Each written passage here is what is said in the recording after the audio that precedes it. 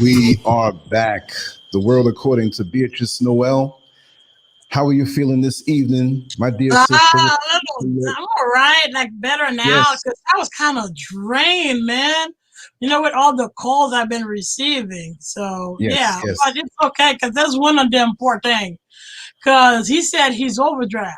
His account is overdrawn, and overdrawn, no money. Yeah, no one to put in that account, man. That's sad. Damn. Wow. Damn. Yeah, wow. I know, right? Oh yeah. Okay, I thought you meant in the bank, but you're talking about prison, right? No. You know, I do unemployment, so that's okay. Yeah. I was like just to talk we're about. Gonna talk about prison. Yes, we are. Yeah, definitely. You know. So I just wanted to show you a little custom background I got going on over here. That's nice. It's really nice. So you're locked up now. Because right now I'm here. You know what I mean? Okay. In living color. No, and it looks really authentic. I'm like, wow. You know, it does. Actually, it does. Yeah. Actually. Exactly. So yeah, this is a deep subject that probably would take 10 different segments. Yeah, so, exactly. Yeah. And from what with your research, what have you found? Let's get it. Let's just jump into it. Unless there's anything else you want to say, any shout outs, whatever. Just just flow. Because I'm hyped. Yeah, because the first thing I was researching is let me tell you something. Yeah. Not to cut you, I just want to say one more thing. Yeah. I have been beat down the last 25 years of me pushing and sleeping 3 and 4 hours and 5, and sometimes getting a full night's sleep. But that was never the norm. Caught up with me Sunday night into Monday morning in a very scary way. So I'm really glad that I'm looking after my health right now. And big shout out to Dr. Tyrone and Mr. Ali and all the other crew. I went to get another checkup today and do some blood work. And I'm healthy, but my sleep has messed me up. So now I've got to recalibrate things, and the content is still going to come, but I've been taking care of myself. That's all I was saying after that scare. And but yeah, I just want to stick that in there, you know, because you're supposed to do a show on Sunday night, and I fell asleep. I don't fall asleep to do shows. Like we say, we're going to do something. We're going to do something. So I just want to put that out there and clear the air that yes, I am working on my sleep. After we get off of this show, I'm going to crash and go right in the bed. Get up early. Yeah. Very important, y'all. Very important. I ain't doing that no more. You know what I mean? But yeah, talk to me, sister. Tell me your Because what I was doing is I was comparing the prison system here and the prison system in Norway. Because here they just cram a whole bunch of poor folks in one cell, versus in Norway you get your cell with your TV, your computer, your bed, your shower, your bathroom. That's right. That's how it's supposed to be. Isn't it crazy? Yeah, I mean it's expensive, but there's the kicker. The thing is, they focus more on keeping offenders away from the criminal life and from the prison. Because when you look at it, because that's why they changed how they do it, because the same offender that would offend again, they would recidivize again and again and again and again. So they started to focus on why they keep doing that. And it starts with the fact that they didn't prepare them to transition from the prison mentality to going back to their regular community. Because if you utilize the theory of Dr. Bruce Lipton, like he said, like from the age of 0 to 7 years old, we're learn from our parents via hypnosis. That's why we have unconscious pattern, unconscious behaviors. But it's because like you got it from your parents. One of them is that they always tell you that we are a social being, that you cannot be by yourself. That's not true. That's not true. So imagine, a person like that, you tell him that he cannot be alone. Like he grew up with that mentality. Once he get in the prison, in order to survive, he will have to get along. He will have to reprogram the way he think, the way he act to survive in the prison. And even more, if you take that same person, you put him in solitary confinement, and this person believed that if he's alone, he will not survive. What do you expect going to happen? This person's going to break down psychologically and emotionally. That is inevitable. And that's what I was looking like. What is the effect from putting people in solitary confinement? There are physical effect and there are psychological effect. So the physical effect is chronic headache, eyesight deterioration, digestive problem, dizziness, excessive sweating, fatigue and lethargy, genitory problem, really? Heart palpitation, hypersensitivity to light and noise, and sleep problem, trembling hands, and weight loss. So that's the physical problem. The psychological problem are anxiety, stress, depression, hopelessness, anger, irritability, hostility, panic attacks. It's worse than pre-existing mental. If you had a mental illness, it's going to make it worse because you have no interaction whatsoever.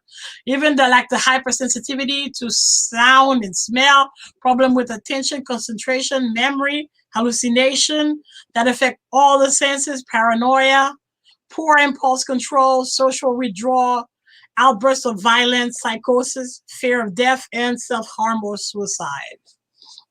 So imagine if that person was in solitary confinement. I know, right? For 20, 40 years. And, you know, this person's all fucked up. And you did not help him or her to transition to go back into society. What the hell do you expect going to happen? They either will commit a crime or the same outburst of violence they had in prison, they probably will react the same way outside of prison because their mind, their way of thinking and behaving has been changed after a period of time. So that's why in Norway, what they did, instead of, using the stick, they used the cat. It's actually quite smart what they're doing because instead of the only thing is that there's a high wall and there's camera. There's no sniper, no barbed wire, no guard with a weapon. There's none of that. None of that. Actually, they give you your cell and you have to be locked in for 12 hours, probably around 8 or 9. They want you to stay in your cell until the next day, 8 o'clock in the morning. So, and also the guard, they don't hit you, they don't punish you, they actually talk to you and empathize to try to find a solution. Actually, they have to participate in therapy. And among the therapy, they have to for example, learn how to sing, do a band, a music band, or painting. So it's something to reconfigure their minds so they can readapt. So they can readapt to into society. But there's the kicker: if they do not comply to all those activities, they will be sent back to the regular prison. So they have to comply to all that. Yeah. Yes. That's what the Americans said when they heard about it. Like the lawmakers here, they're like, "Ooh, that's a soft prison." No, it's not soft. You still have to conform. You don't conform, they will ship you right back. But they're still trying to work on folks to get them better. They keep them separate, but they're trying to leave them in an improved state. With prisons in America, it's like one big garbage can. They say one thing to the general public, but unless you've been in there, you really don't know. You really don't know. Yeah. And like you said, the hopelessness and then you got to remember the testosterone, the male energy, when you get frustrated, it's a hell of an atmosphere. It's a very electrical atmosphere if you're not used to it when you come in there, even if they're sleeping. Even no matter what point, it's just so electric when you walk in, and if you don't know, it's something that could be frightening for many. And I remember when they would give tours in the jail, because I worked in the jail, I worked in the prison. I probably don't even put the facilities out there, not for nothing, but because we'll blow up a lot of people because I'm going to say some things tonight. But you would have tours even before those who came to become SEALs, and that's what I was, right? But just like the way they do it in Norway, I was a little different when I got on the job. First of all, I'm not saying I'm Superman, but I started that job when I was 38 years old. So really, it was no fear. It was just what most people down in Central Florida who, say, for example, and this is not everybody, but they may have worked at Walmart, packing, stock in the shelves at night. And they said, man, this is a good job. Let me get this job. But they weren't ready for that atmosphere, a lot of them, right? Yeah. And I'm not saying because I was born and raised in New York City, that whatever, but I mean, at that age and all that I've seen, all that I've been around, it was, moving from New York and coming down and going in there was like a cakewalk to me. It was just human nature. And they have the confidence as a man. But there are a lot of guys who go in there and they did the tours and whatnot. And they said, okay, we're going to put you through a tour, walk you through the different areas of the facility, tell you what it's all about, tell you the things that could happen, the possibilities. And you basically were not hired there on the spot, but you passed a lot of the background stuff and everything. So you were ready to be able to shadow train, meaning that you weren't an officer yet. You didn't go to the academy yet. But after, you weren't freaked out. They had you in uniform like an officer, but you couldn't operate to the fullest capacity of one. You had to have one around you. So now when they saw what it was like, what it smelled like, what it sounded like, and when you're walking through doing a tour, those who are locked in know that. So they're going to really try you. They run up to the glass because we didn't have bars like behind me. There was like very thick fiberglass that they couldn't even get their hands through. And that's the way it was. So in the day rooms, they see you walking by and they yell all kind of things at you to psych you out. Damn. And they're saying if you have a body part that's off, you got a big head like whatever it is, they're going to say it to mess with you. Oh my God, that's cool. They'll run up to the glass, boom, boom, boom, boom, boom, boom. If you're a young lady who is pretty or has a nice derriere, oh, believe me, they're going to say something about that. You bring that street ass to the side here, we're going to deal with that. Come on, right? For real, we're going to tear her up. We're going to get you and grab you, and we're going to come up in here. We're going to have our way because we ain't have nothing in years. They're going to act out, and you're like, hoo. You know what I mean? So if you didn't have, you may have dudes. See that one right there? He a little punk, man. I'm going to have him sucking something. I'm not going to say it all lewd, but that's it. That's all it is. It's a mind game. It's a sight game. You know what I mean? So a lot of the guys after the tour and the females, and it's mostly the men, big dudes who are doing the tour to get the job, they were like, nah, man. Because they would say, listen, if this is not for you, if this is not for you, you can get up and walk out now. And some guys were like, they didn't want to say it out loud, but they're like, whisper to the guy and walk. You never see him again. Dudes who look, and you'd see some women.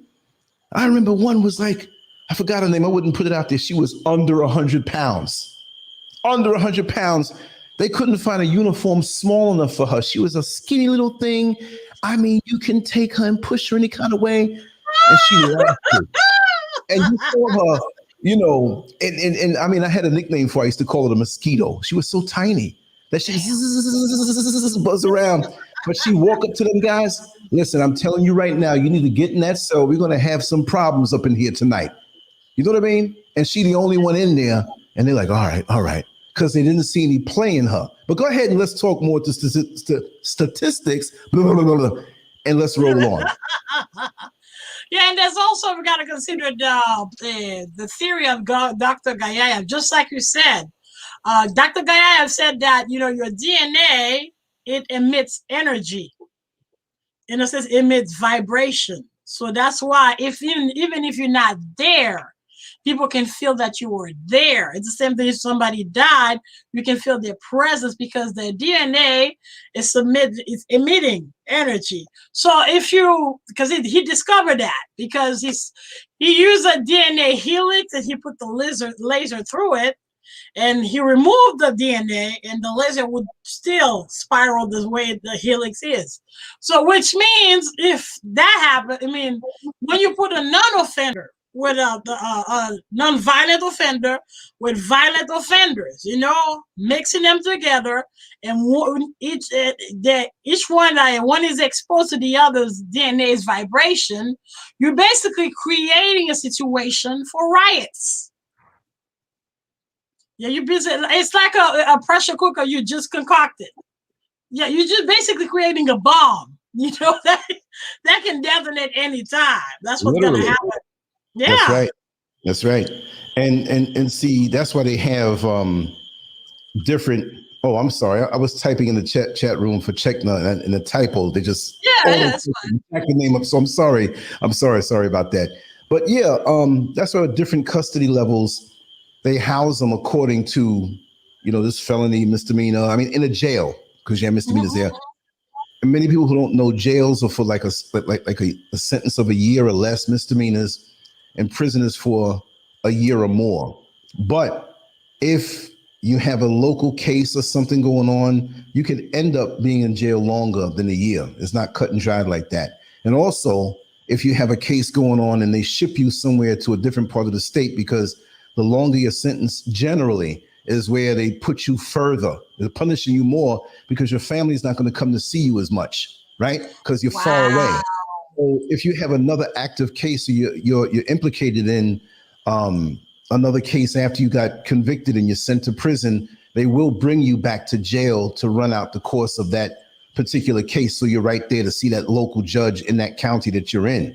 Now, different states have different. I'm not a lawyer, so I'm just a dude who went there and worked because it was a way to make a better money, but I didn't bring an insecurity or any reason to have to prove myself as a man, because by that time I was already a man, 38 years old, new life. I didn't have to prove anything to anybody. If anything, as an empath and a person who was sensitive, I knew how to be that way without being intimidated by the first onslaught of aggression, because I'm like, listen, man, you jacked up in here, man. Come on, let's talk.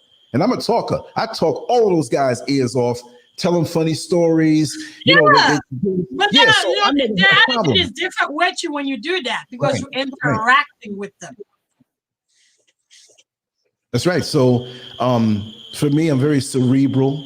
I could sense things. And like what you said about the DNA, when you have a place where there's a lot of hopelessness and a lot of fear, a lot of sadness.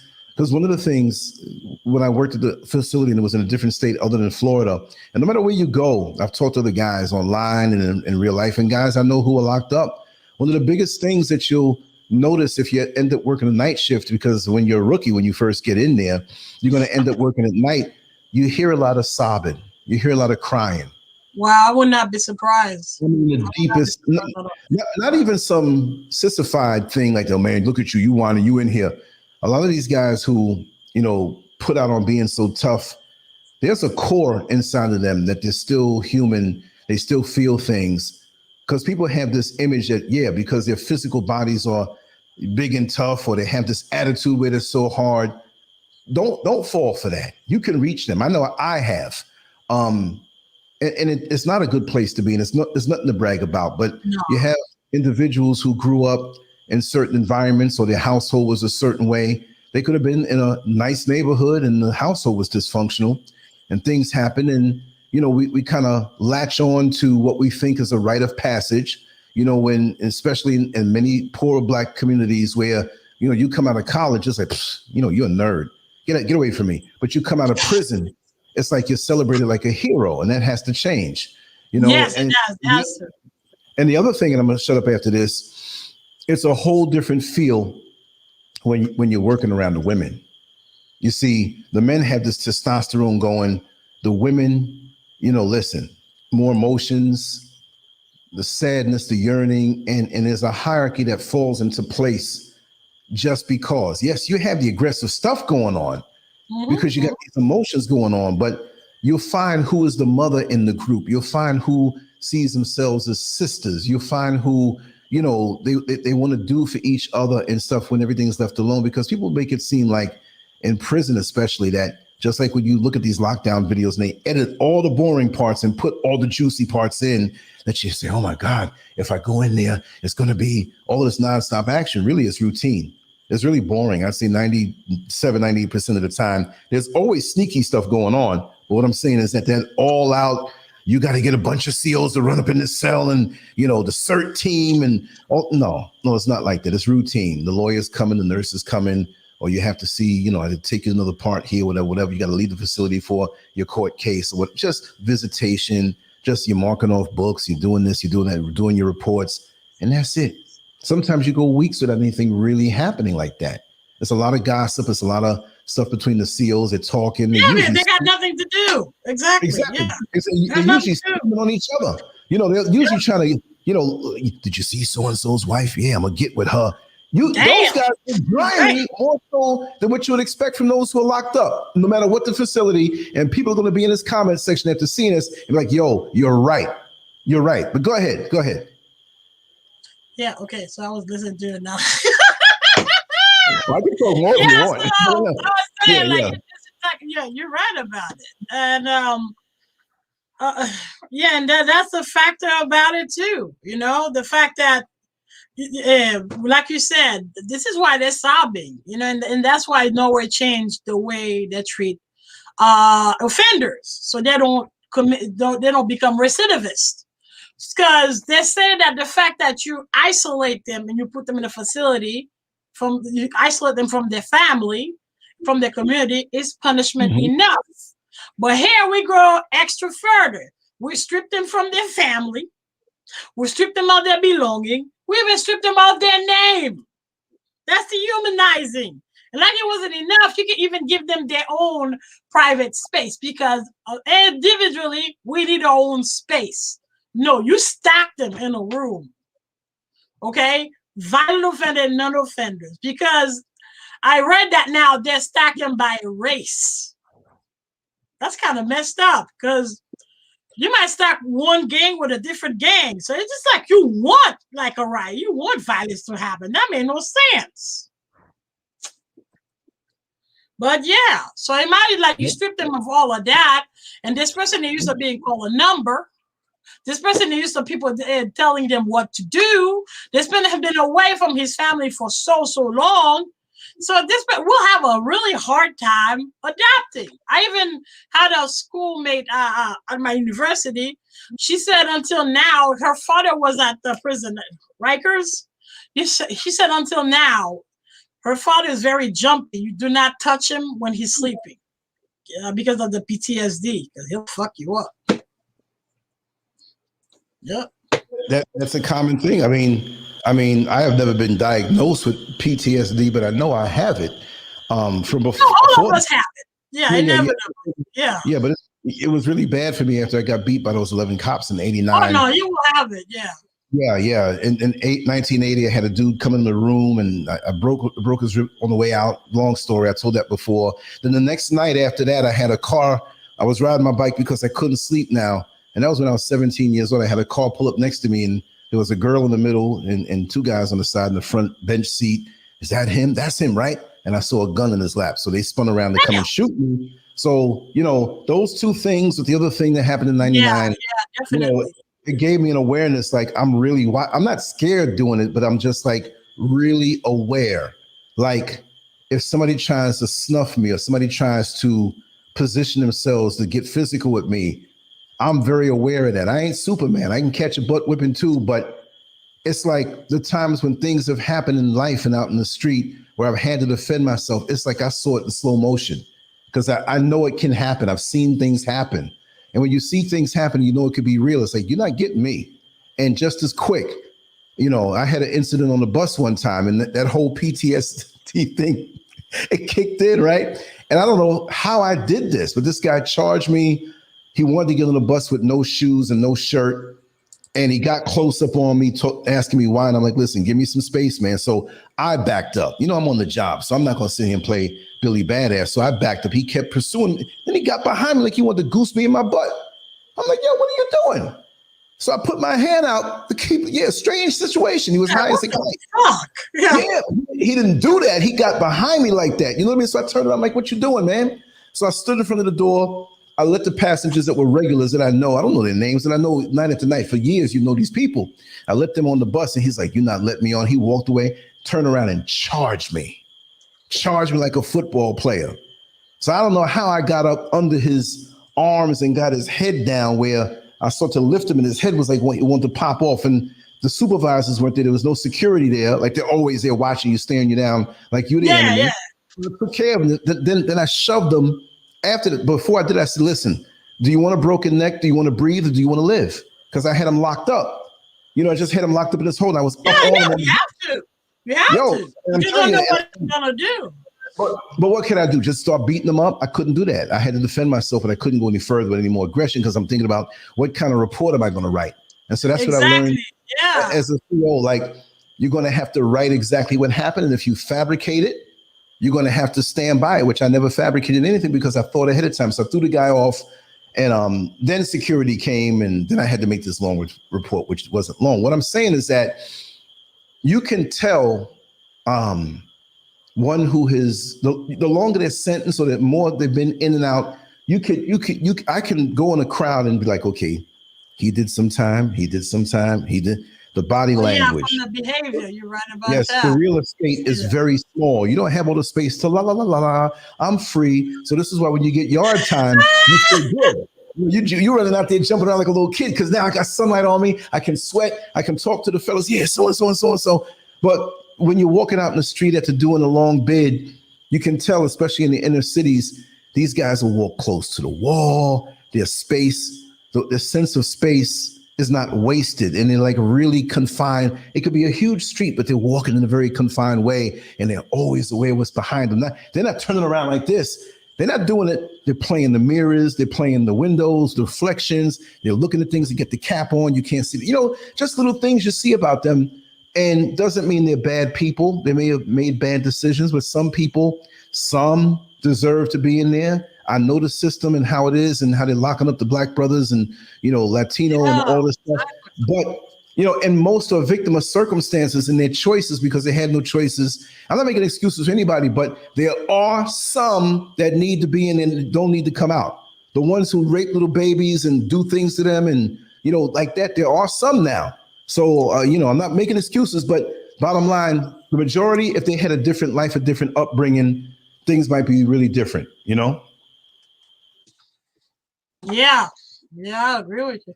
I actually had an experience in Orlando that happened where, when I get off work really, really late and I have to wait for the bus to show up. And this dude, you see he got out of prison. He was like jittery, agitated. And then out of the blue, this guy would try to grab me. I'm like, what the fuck you doing? Oh, it's because I haven't touched a woman for so long. I'm like, I don't give a shit. I mean, get another woman. Why you gotta grab me? What the fuck? Yeah, but that's not your problem. I mean, exactly. That ain't my motherfucking problem. He's trying you. So, yeah, no. Him saying that is like, okay, pull out your breast. Go ahead and touch it. Since you're having no. What's your problem? You know what I mean? No. Because when they're in there, I don't care where it is, you see lots of masturbation. You will see it morning, noon, and night. And you get in trouble for that. Some places call it different things. And I know in Florida, they say, yeah, I'm going to gun you down later on, right? And it's like a cat and mouse game. It's more like a game, too, because nobody's that horny where they're masturbating 5 and 6 times a day. And by the time they're, and the way it's set up, you have the jumpsuit, and you have the guys who have their hands in their pockets in the jumpsuit, or they have the jumpsuit zipped down and their hand down between or whatever, and they're sitting there cool, trying to be cool, right? Where they're not doing it where you see it like their hand going up and down. I mean, it is what it is. I'm not trying to be nasty, but it is what it is. Yeah. They'll sneaky do it. I'm saying their hand is in and just like looking at you real, and the hand is covered, and they're just chilling, and you might be over by a computer station on the other side of the glass or in an area inside, the day room or whatever, depending on what area it is. And a woman might be bent over talking to somebody, like she might work in a different area and come by to see, she's on a break and she's come by to see a friend for a few minutes. So she may have a shape that kind of is still exposed, even though the uniform is made to kind of hide that. So sisters, you can't hide it.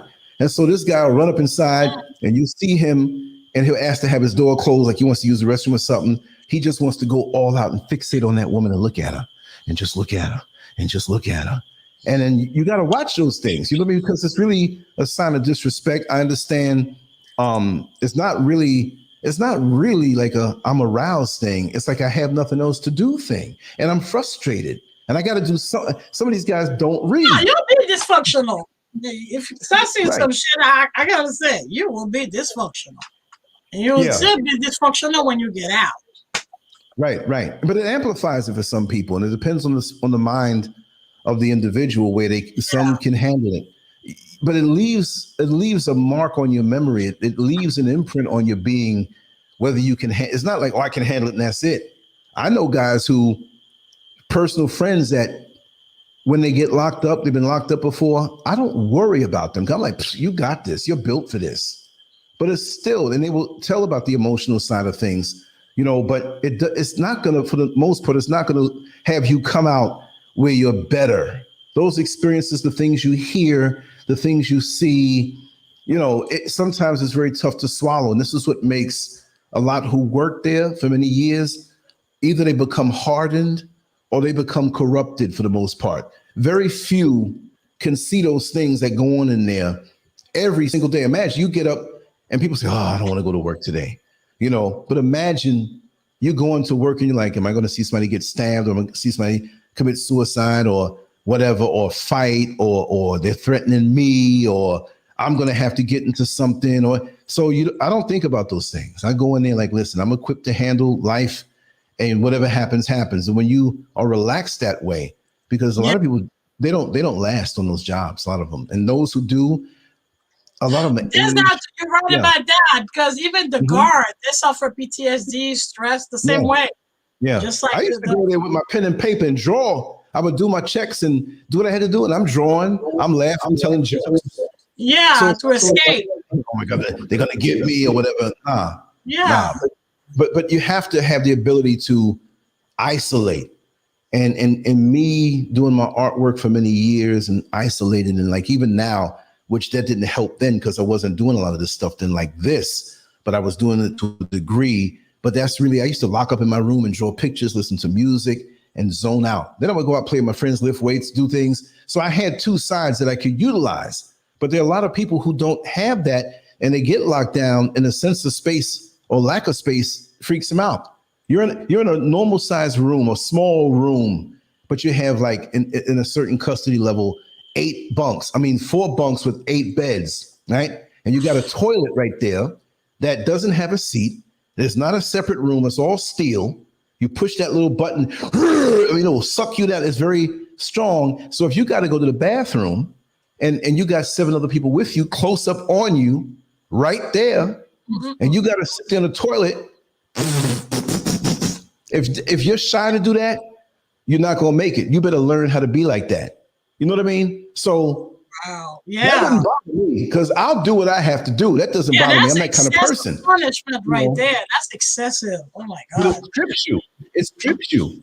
And another thing, I'm gonna let you talk again, but another thing you were saying about them stripping you out, when you live this way and you live that life where you've been locked up and you don't want to be stripped, a lot of it I feel is the whole tattoo thing, the gold tooth thing. You can't take that. You can't take the tattoos off of me. So I'm going to have a sense of individuality in there. If you take everything away from me, I still got my tats. And so that's why the illegal tattoo gun and the artist that's in there is very valuable, because if you don't have that thing that makes you different, your tats or you know, what set you're in and what gang you're in, or just what neighborhood you're in, whatever your mother, your grandmother, face, you know, something tatted on you that makes you different, that becomes very important to them. So that's why the guy who can do his little tattoos in there, and me being an artist from when they would watch and come to the glasses, like, yo, that picture's coming out dope. They gave me a respect, not that I was giving them artwork to do the tats, but because that culture, art, and you need time to do it. It takes time, you know, when they get the little tat guns on, and watch out. So, you know, it's a lot to that culture that when they come out with it, you know, and they're in the street, there are a lot of guys who've never been in there, but they want to emulate that. But that's where a lot of the love for that comes from, because it gives you a sense of individuality, you know? Go ahead, sister. Yeah, I was going to say that when you think about it, it's the proof is in the pudding when it comes to Norway, because Norway prison population is 0.07%. Our prison population. Wow. So they're doing something. They're doing something right. Exactly. Because they focus more on rehabilitation and not punishment. Because they say the fact that you separate them from the community and the family is punishment. You know, those prisons, they're super max. but they have their own kitchen. The prisoners, they're allowed to cook their own food. They're like to. They actually, the commissary is like better than ours because they have access to everything. Because in the prison, everything's jacked up. The phone is jacked up.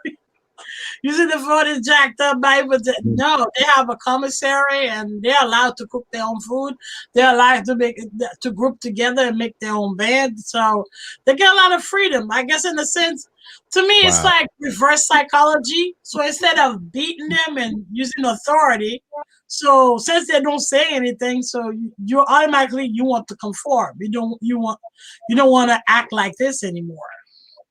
So what happened in Norway, it spread out in Germany, Sweden, all the Scandinavian countries, even Denmark and France. I know that France does that a little bit. Like they allow you to wear your own clothes.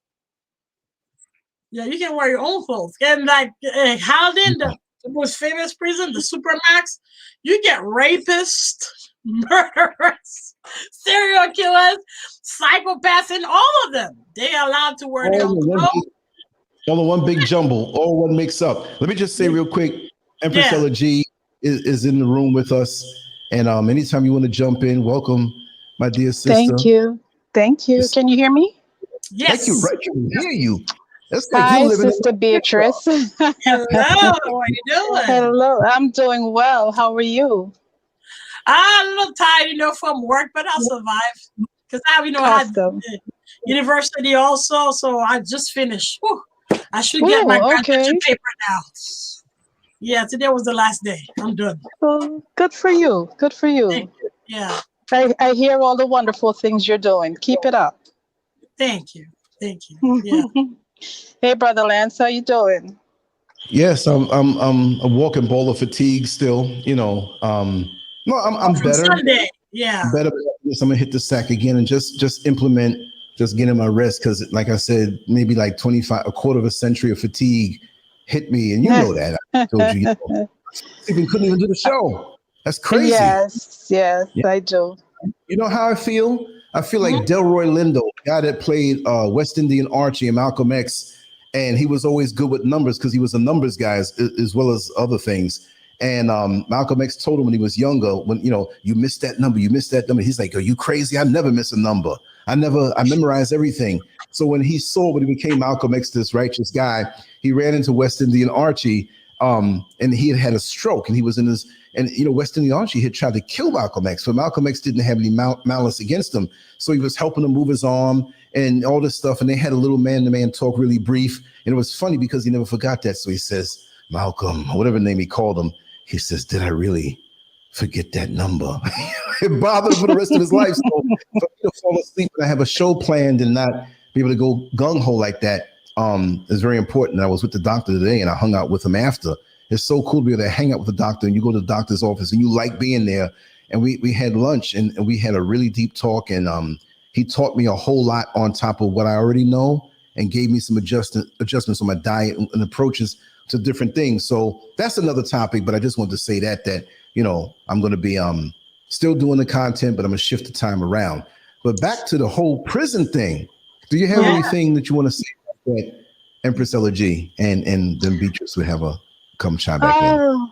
Well, I mean, prison life is something that I don't have too much familiarity with, but I would just think about it in terms of the psychology of it, the environment that they're in. And I would look at it not from the hardened criminal's perspective, but from that individual who just happens to find themselves in a bad situation and having to adjust to that lifestyle. That cannot be easy,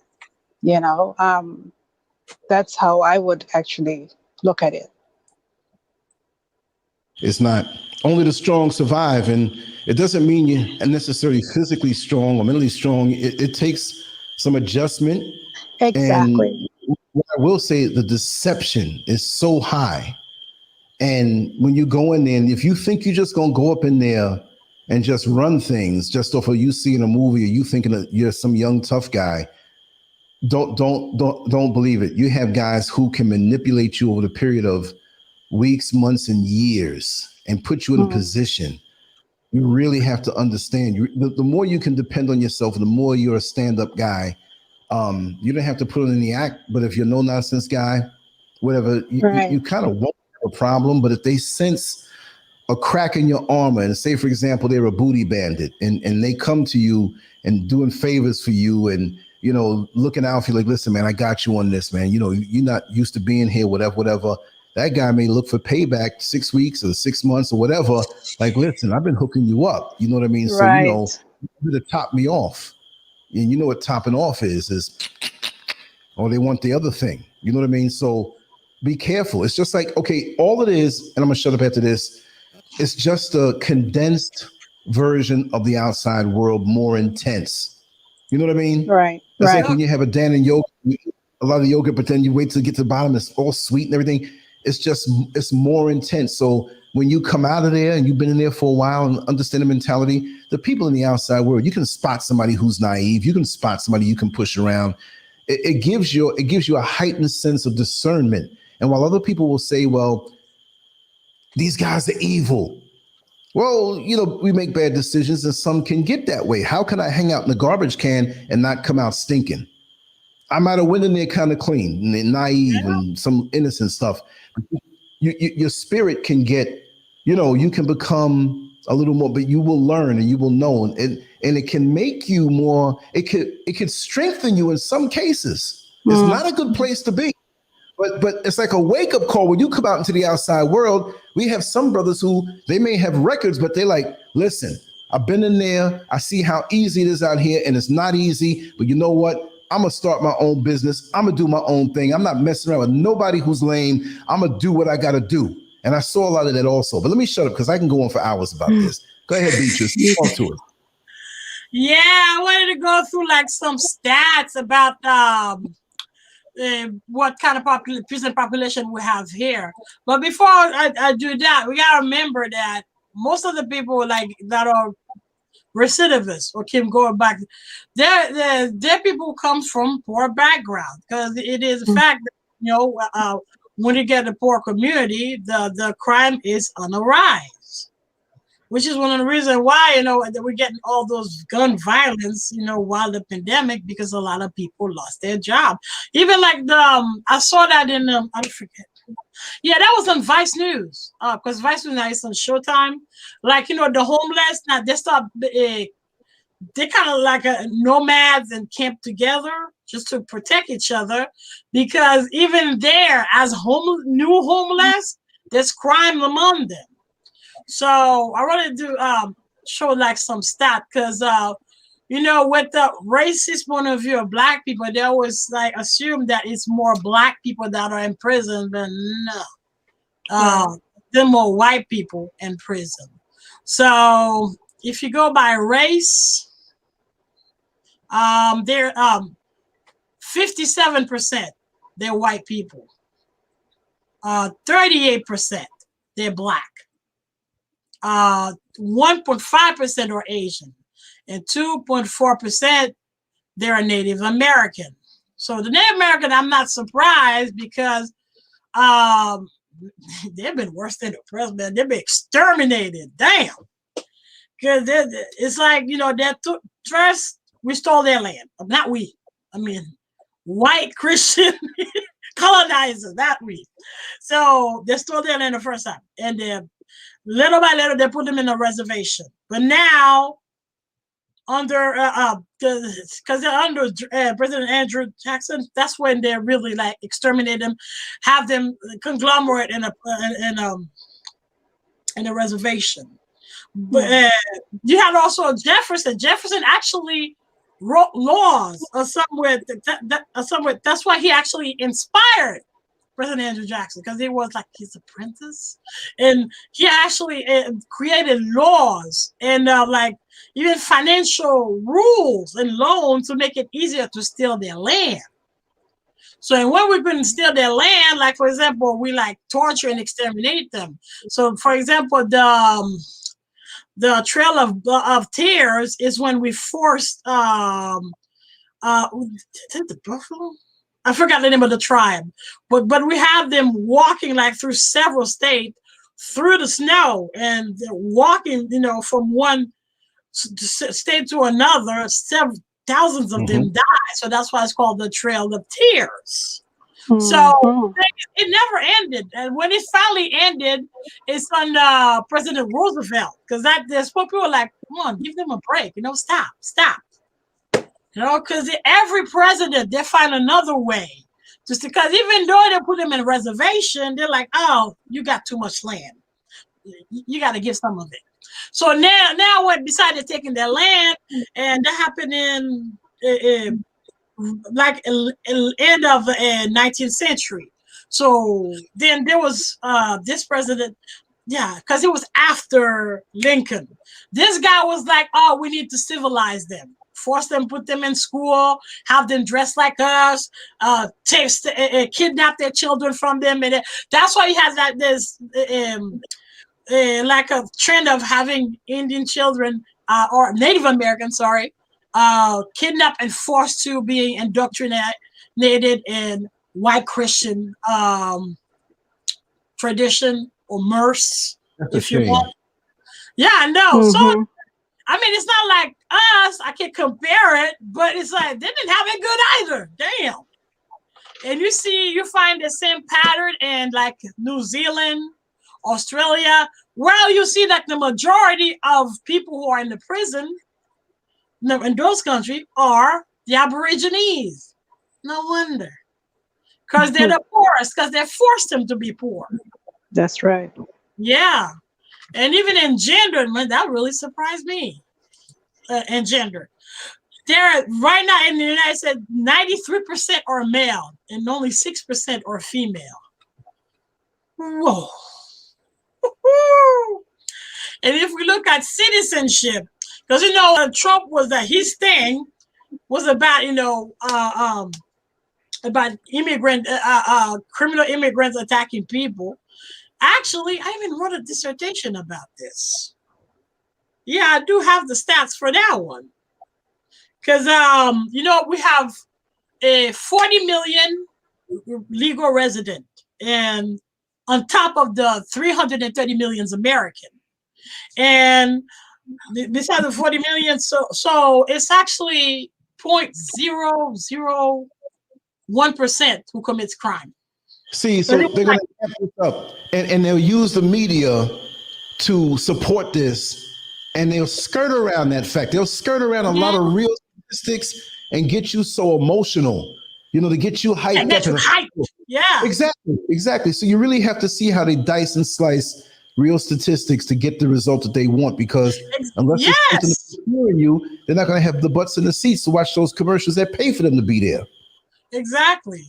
Because actually in his last mandate he wrote was about, a bill that he was going to pass against like illegal immigrants.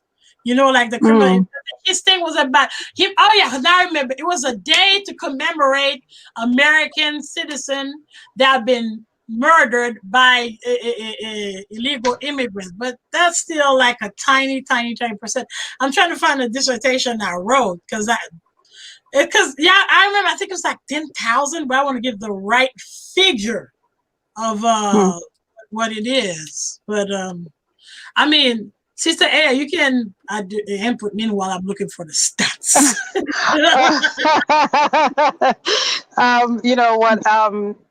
I was just listening to something earlier today, and they were talking about how they move the prisoners of color to the white neighborhoods, and what they do is, they move them into the white neighborhoods by the numbers, and the reason for that is so that they can build up numbers for election time or for when there's fund disbursement.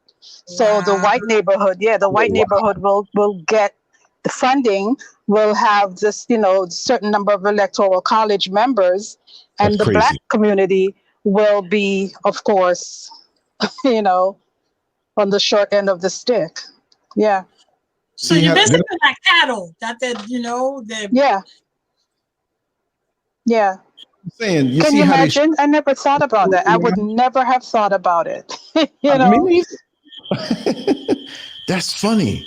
You know, we need to have more, and just others also, not just us over here, but people need to talk about these real things that are going on. That here's another thing that's unrelated, but I got it from another video. I listened to Walter Lee Hampton II. You know, he's that big muscular gay dude. Most of the time, he's not talking about gay stuff. He's a guy who's gay. He's not flaming, but and he says it. He talks about things in that community, but he's a black man who talks about things overall. And he says a lot of common sense things. And I always give him his props on that level. But I don't go watching this stuff all the time. But if I see something in the title that's interesting, I know he's coming with an angle because he was locked up one time on some foolishness. And he has a construction company and he renovates houses, buys houses. So I guess in the pockets, he's pretty much okay. He's about 50 years old, 51, 50 or whatever. But he was saying why you see a lot of people who may not make the money, and this is off topic, but I want to stick this one in there, that they don't make enough money, but they bust out buying this $300,000, $400,000 house. It's like, how are you you're working in this place where we know just about what you're making, maybe you and your wife or your mate and maybe some in-law or something, but collectively you are not making enough money to get this house. And he was saying that because of the COVID thing, the IRS has shut down with the checks. Like say, for example, so now they're not checking your credit or whatever, like they can't do it through the IRS. So they're bypassing that.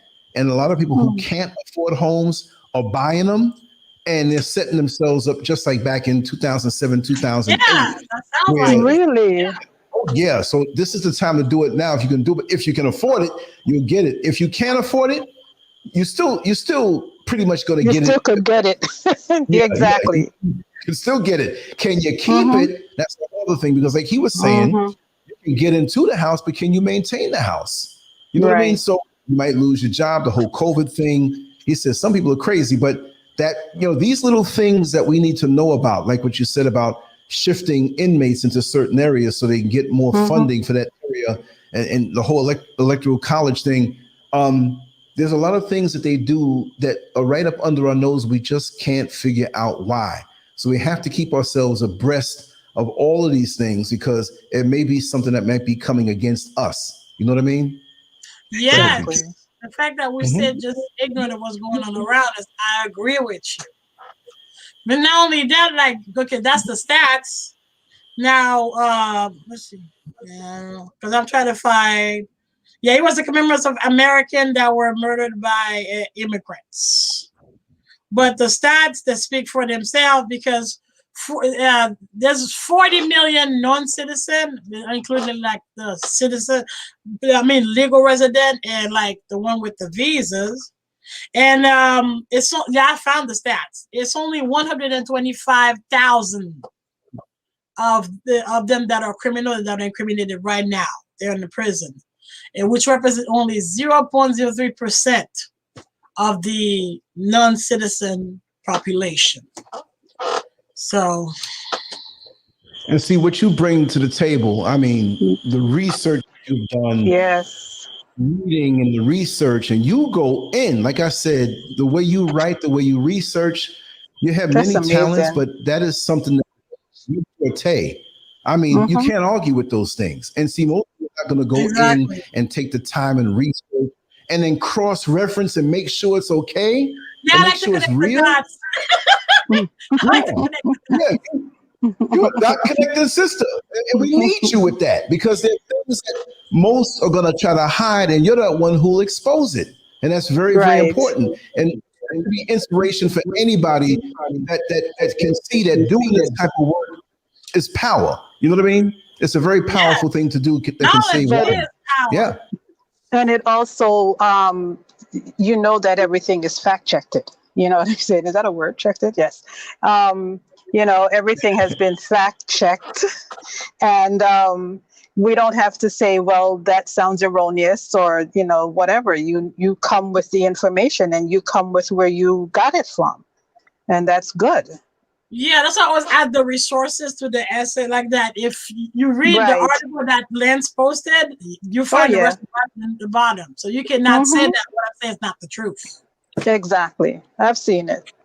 Yeah, because I think that's now since wonderful. Donald Trump, people are accusing everybody of fake news, misinformation, or conspiracy theorists. Nah, I got the facts. You And bring that's the my main receipts. concern. Yeah, that's my main concern. For they don't call us, conspiracy theorists. No, we got receipts to prove what we're saying. Awesome.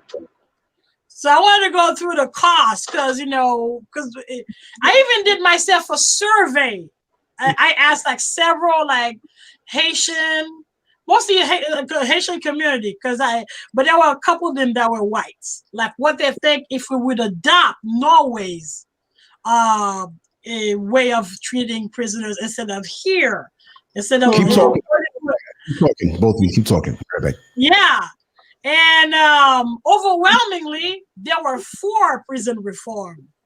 Right. But there's 2 of them, they were like, no, give them more punishment. They don't punish them enough. But the lady that said that, she was the oldest, but she had a point. But she said it's not like, for example, like the hard criminals. No, she meant like the Koch brothers or like people who are like frauding. Yeah. Right, right. Class. That's they get it off too easy. They get off too easy. Exactly. Right I agree with that. Yeah, they get off too easy. But I can appreciate Norway because they seem to be very forward thinking in everything that they do. The schooling, the prison system, just how they deal with their community on a whole. They're very forward thinking. And I really feel that we in America could take a page out of their book and do some things different, especially for the softer criminals. The hardcore criminals, you have to have ways of, and I take it also that the hardcore criminals, you're not going to rehabilitate them by keeping them in a hardcore environment. So you could take a page from Norway and do things differently if your intention is to re-assimilate these people back into the community. If that's not your intention, then you're going to keep them acting like animals, being like animals, and just no chance of any kind of rehabilitation at all, because it's your intention to basically keep them in the prison system. Yeah. So that's also one more reason to defund the police, because you can use that resource and rehabilitation instead of using and punishment. Like here police have guns, but once you get to Europe, they don't. Right. Unless although it seems like in England they're starting to give the police officers guns. I feel like I've seen a few police officers with guns because I feel that their level of racism, they've always been racist, but I feel that their level of racism now in the in the police and the armed forces department is coming forward more. Like they're adopting American principles now. Where they're taking advantage of the Black people over there. They're doing things to them where before, even if they were racist, they conducted themselves accordingly, with people. Well, now they're not doing that. Yeah, because that's why the European Union is really concerned that Angela Merkel is her last term. They don't want her to go. Because for some reason, just like here, there's a white supremacist tendency that's growing across Western Europe, not only in England, also in France. That's why you have Le Pen and in France.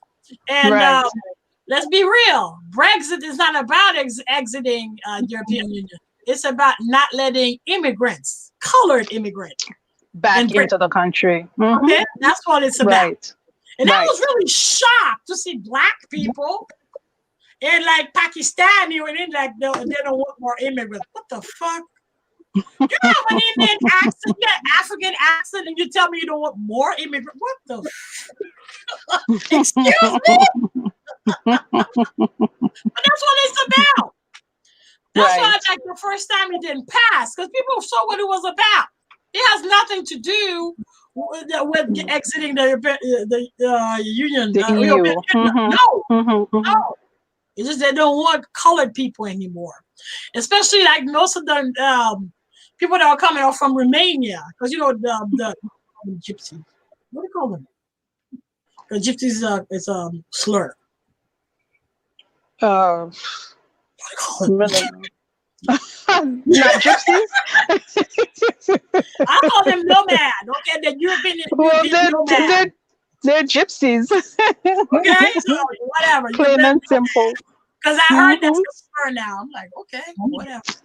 Everything's a slur now, but I don't want to look prejudicial. Okay, but yes, because that's mostly what they didn't want. Because you know the Romanians, for some reason, they're the poorest, and they tend to migrate to France and England because probably the life opportunity is a little better. Right. Yeah. That's true. Yeah. But yeah, go ahead. No, go ahead. Yeah, I was going to say too, there's the fact that that's why what was the name of it? Cambridge Analytic. Yeah, the company Analytics. With Facebook. They Right. got really in trouble. It's not only because it was funded by Russian money. It's because also that same Russian money was targeting white supremacists. Oh. Yeah, for some reason, President Putin is investing in that wave of white supremacists, like in Montenegro or what's the name? Sacramento or in Poland. Like that's some bullshit. Poland is they're supremacists now. I thought you were massacred while World War II. I mean, I don't get it. Right. Wiped out while World War II, but that made no sense. Now they're back. Because the guy they elected is a white supremacist. Well, I mean, we are in Europe now. We're talking about Europe, and so things really don't change.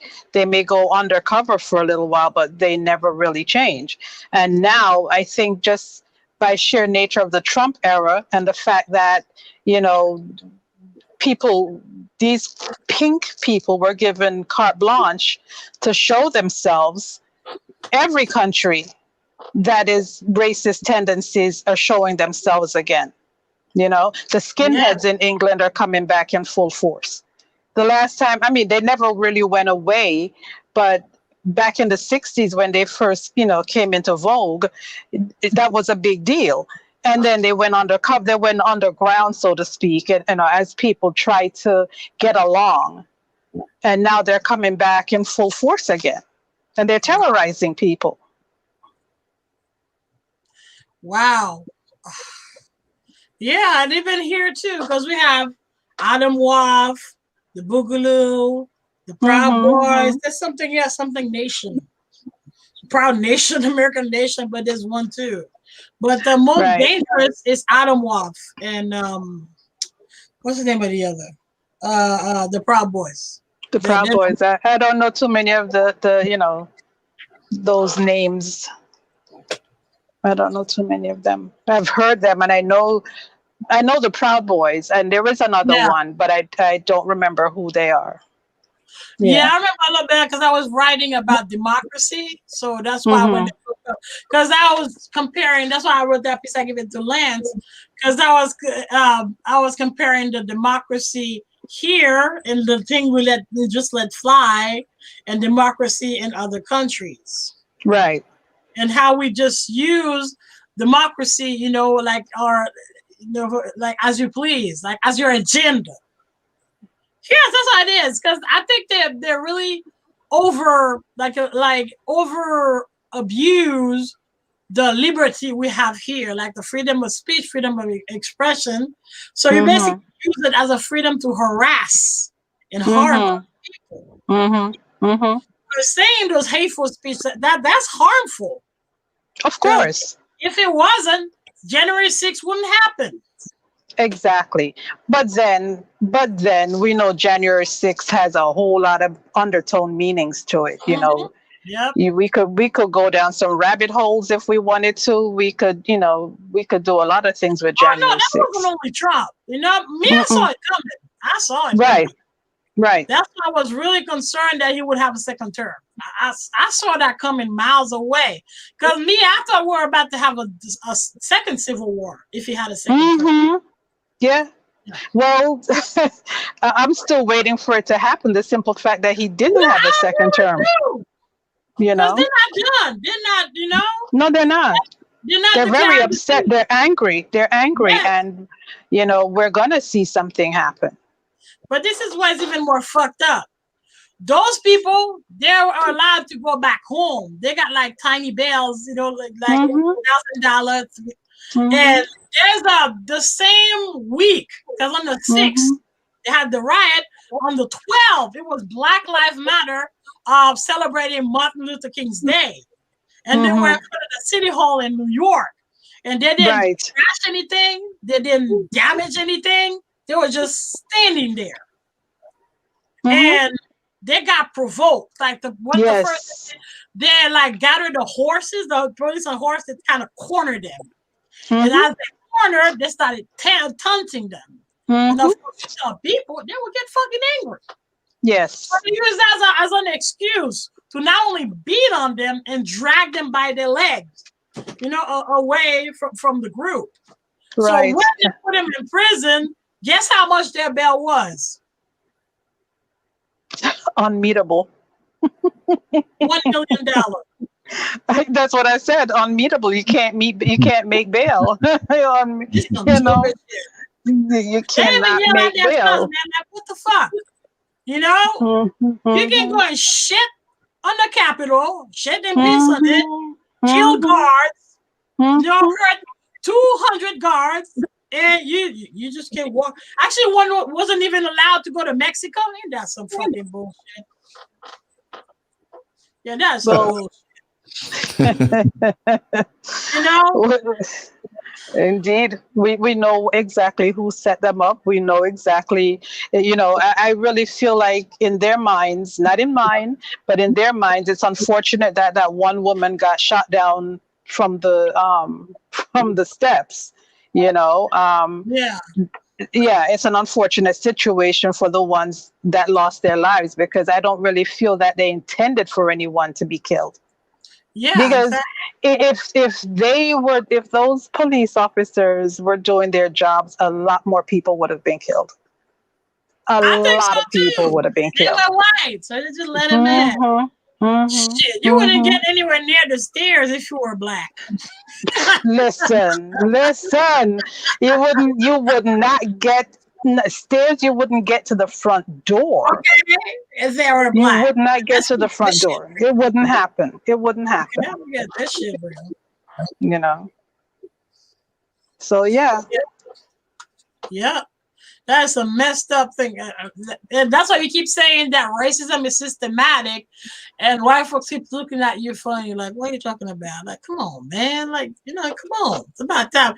You know, that's why I was thinking that maybe, you know, starting with this channel, maybe we should create lobby, an independent lobby from, you know, unpartisan lobby. Like I would call it, you know, the lobby for the United African Nation, or, you know, that all black people around the world. So you would just lobby whatever. You see like civil rights abuse of black people, and we just like put pressure.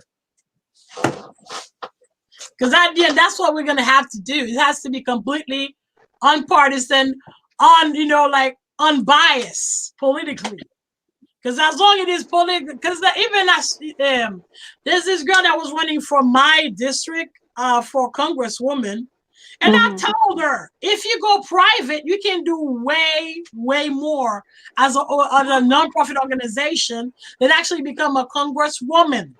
I agree. Okay? Because your hands are tied. Your hands are tied once you get into that system, because exactly. I agree. Nothing that has anything to do with politics on that level can you make a difference in your community. It's very difficult. Yep. That is. Because for example, because my district is Frederica Wilson, who's a congresswoman. And me, she lost my respect and my vote and whatever. I'm just done. Stay local. Yeah, no, because she went to Little Haiti and tried to convince us to keep a dictator and a murderer, Jovenel Moïse, as a president. Like, what the fuck? Because of course it's good for the American interest, because you know they can still export our gold, export our oil, you know, without us never have a say. So of course we want a murderer, a mass murderer. You know, and the fact that Nancy Pelosi and her, but that sense that I'm like, I want nothing to do with them two white devils. Because you might as well put that. Yeah. With Frederica Wilson. I was messed up her name. Frederica Wilson. White devil. Nah, man. Nah. Because, no, that's wrong. That's, wow. I mean, wow. You know, and that's the thing. Might as well defund the police in Haiti too. Because, you know, our army got disbanded. Oh, really? I didn't know that. Yes. After we dropped Duvalier. Okay. After Duvalier and after what happened with Aristide, they all got disbanded. So that's why we had this constant scuffle and riots. Because, you know, you had thousands of people with a job. Now you deprived them of their job. Right. Of course. Yeah. So they become criminals. They become criminals, yeah. Yes, they do. You might as well call what's going on right now terrorism. Because you find people in the slum with like kind of, they're not even AK-47 anymore. They're like assault weapon you find here. And actually, one zoomed in on it to see it says USA, made in USA. Where they got the money? Yes. Who in the slum will have money? Assault weapons that are thousands of dollars, unless they were given to them.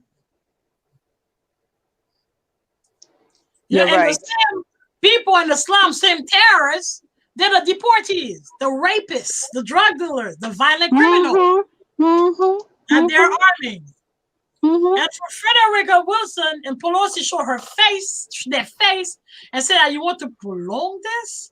Because even the United Nations is like, that's why I said we should have our United Nation of African that is unpolitical and non-partisan. That's what we should have. That's going to be an interesting undertaking. I mean, seriously, that's going to be a very interesting undertaking. Any government. Yeah, that can lobby and pressure any government around the world. That's what we should have. Because as long as you have political ties, like, it means you're playing by their rules. It's time to stop playing by the stupid rules, because you will never win. You can't win. No, you can't. You cannot win. I mean, the devil created the rules. Their agenda is in place. Their agenda is already in place. Everything that, you know, that they want to see happen is in place. So the minute you take an office, a public office like that, you have to play by their rules. Yeah. Because all your good intentions go down the drain. Yeah. Yeah, because at the beginning you hear Ocasio-Cortez calling Pelosi a racist. Now you don't hear her anymore. Because, yeah, that's what I was saying, telling those young blood. I forgot her name. I think her name is Natalie. And there was also this guy in Michigan. He wanted to become the congressman there, I think for Detroit. I told him, you might as well, like, if you're really progressive, create your own lobby, do your own private thing. That's when you will have power. Because as long as you're playing by their rules, you will not realize anything whatsoever. But here's the problem too, Beatrice. You know, people are purchasable. That's what I always say. People are purchasable. So, you know, a lot of times your good intentions can really go astray because you'll have somebody in the group that can be purchased. Yeah, that's why I said it has to be unpolitical and nonpartisan, non-political. Right. Yeah. But how do you know who's doing what? You understand what I'm saying? Yeah. How do you know who's doing what? Because we have our group, right? Yeah. You know they can't buy you, right? No. No. I know No. they can't No, buy I me, really prize my right? dignity. No, I Lance prize my knows they dignity. can't buy him. But there's Yeah. one person in the group that you may think he can't be bought or she can't be bought, and guess what? She's bought. Yep. So now your group is compromised. Well, And think about it. that's the problem. But you shouldn't stop us from doing it anyway, you know? I mean, You 'cause can now, do it, you can start it. That's yeah, because and now that see what we think happens. that if there's distrust, you're not gonna create it. But you know, that's No, just an no, no, no, idea. no, no, no. Right. No. But you just have to look at all the dynamics. You know, you're looking at all Yes, the of course, dynamics there's that of, too. you know, You're right. right. That's basically what ruined unions is because of exactly what you said. Mm-hmm. They lost power because every time the union leader, the party, they would get bought. Right. And and they would favor like the employer versus the interests of the employees.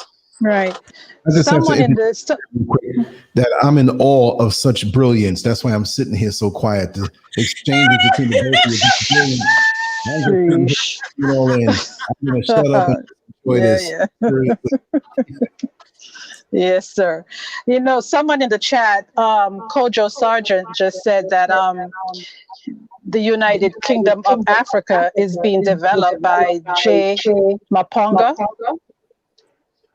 We have an echo. Whose computer is up or that's what I mean from my speaker. Hold on, let me take it out then. Oh, okay. It should work now.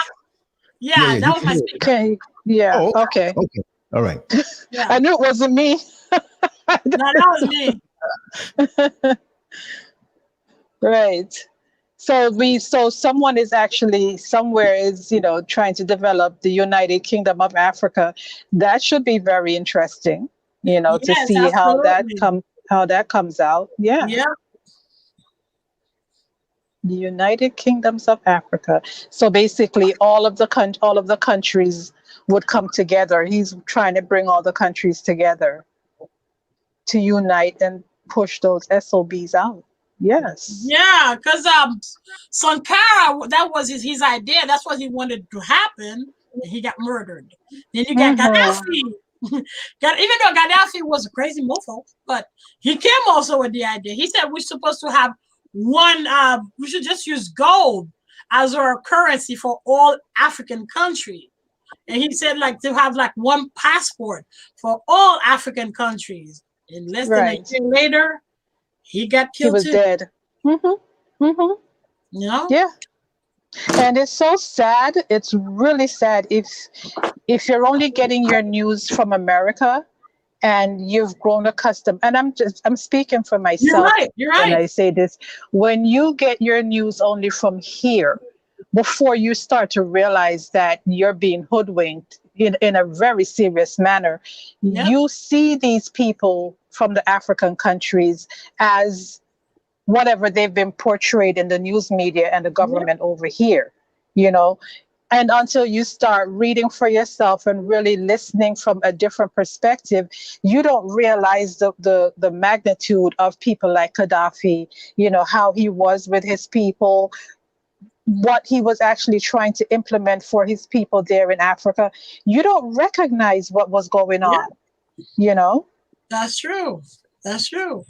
I mean, look at even Saddam Hussein. Yes, him too.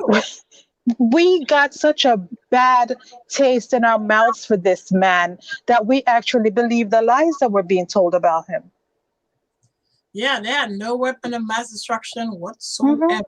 But they had oil. They lots of oil and lots of money. Lots of oil and lots of money. Yeah. Yes. Actually, there was a report, if I could find the name of that report, that Dick Cheney put out like a couple of years before 9/11. Yeah, actually a couple of years before Bushman became president. They came out with a report. Even Bush Sr. was in that report where they say it was essential to capture the oil from mostly Iran, because their target was Iran. They're about to say it's Iran who has weapon of mass destruction. But Right. they backed down and they said it was Iraq instead. Yeah, because Iran was too defiant. Iran, what's his name again? I can never pronounce his name. Ahmadinejad or whatever his name was at the time. Something. Okay, Dujad. Something like that, right?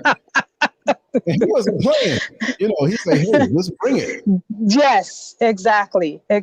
You know, they couldn't call his bluff. They didn't want to call his bluff. So they had to change it. Yeah. Jesus. But what I don't like is that how they portray life elsewhere outside of America, because even those of us who may not have traveled outside, and I'm not some great traveler just because I'm in the motherland, you know, I'm up and down the East Coast, Texas, a few other places in the motherland, Jamaica, whatever. So I'm not going to say I'm this great guy because who's traveled the world, but being over here has given me a great perspective, totally different. The way the news is reported, we're closer to those countries that we see in the American media where they're painting Iraq and Iran a certain way and all those places. The life in Iran is modern. But when you think about these places, according to how they put it out there, it's like you think of tanks rolling through, little hungry babies and people, Muslims, and just out in some dirty, dusty place, whatever. No, it's not like that. They always want to put themselves at the top and make it seem like they're so desirable. America, what I'm talking about, and the UK, and everybody else is below, and third world countries. They say third world, what they talking about? Like, okay, that means they're the first world, right? Second world. Well, what happened to the second one? And why third world? And some of us go and say it. We're not repeating when we say, you know, most of the time we say it like we're believing this thing about third world countries and third world. Like I'm supposed to, oh God, it's third world.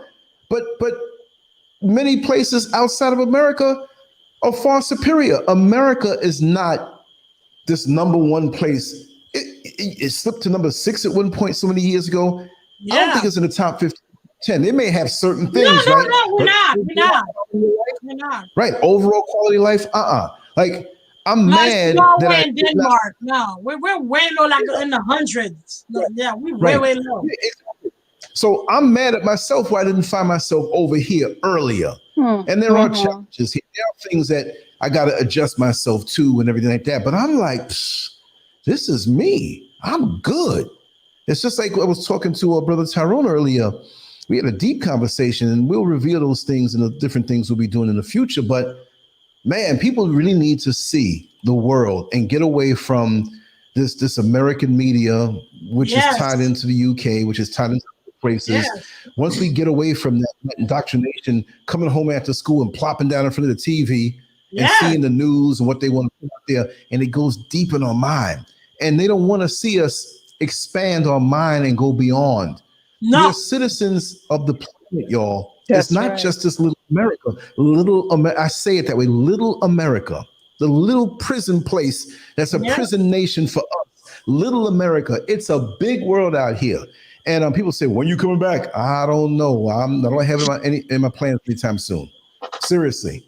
And there are people that I'd love to see right now who are there. I don't hate the land. I don't hate the people that are close to me, but it'll be very hard for me to go for a week and not be like, oh, I want to go back home.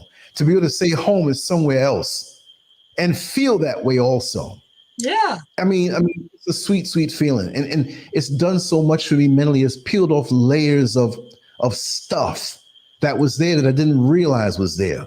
It's like you may have a white dress on and not realize there's a big ketchup stain on it. It took that away from me. I'm saying y'all as young ladies, not me as a man with a dress. I'm just saying that as an example, but you know, different things are coming off me that I didn't know were there.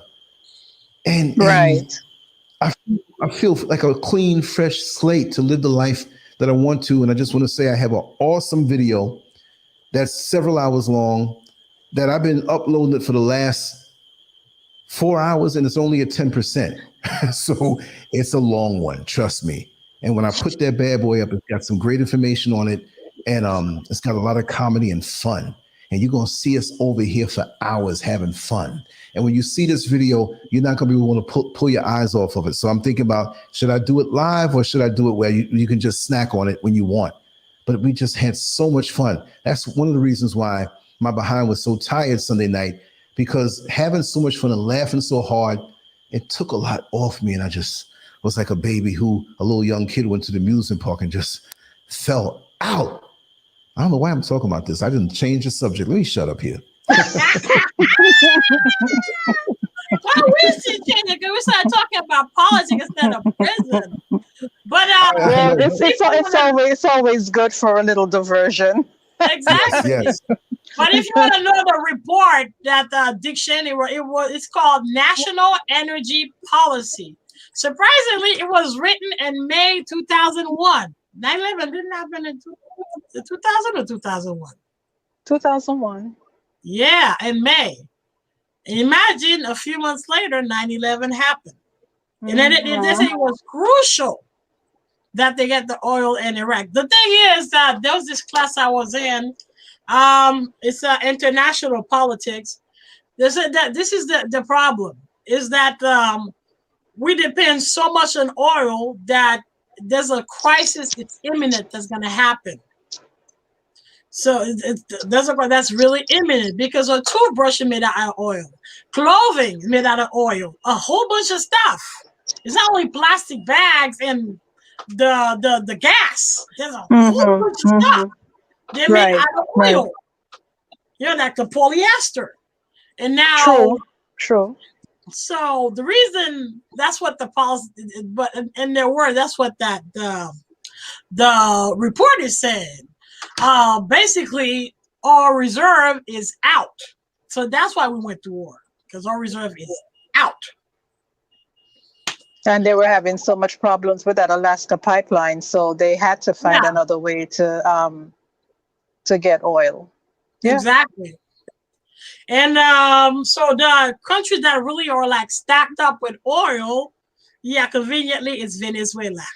I was just about to say that. Exactly. Conveniently, it's Venezuela. So now they've killed them off, and they've destabilized the country, and they're going to take everything. Yeah. You see, anywhere you see the American are keen to interfere with the stupid ass civil right, movement, there's oil or something they need.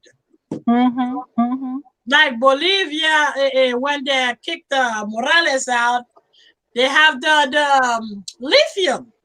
The biggest reserve of lithium is in Bolivia. Really?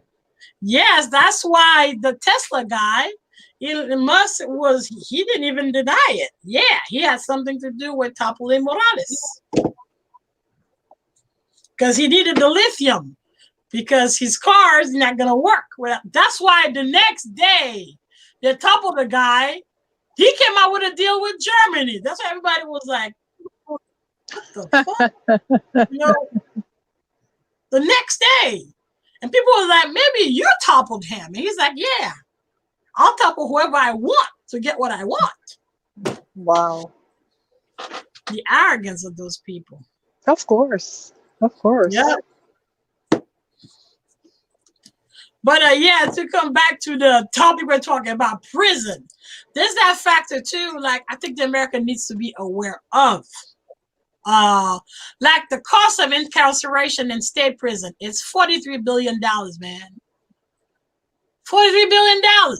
And most of them are not violent criminals. You could just put the thing on them. And send them to Mary Wayne. Track them. Because actually, how many cameras we have here? Because China has at least 700 million, I think. Yeah, 700 million.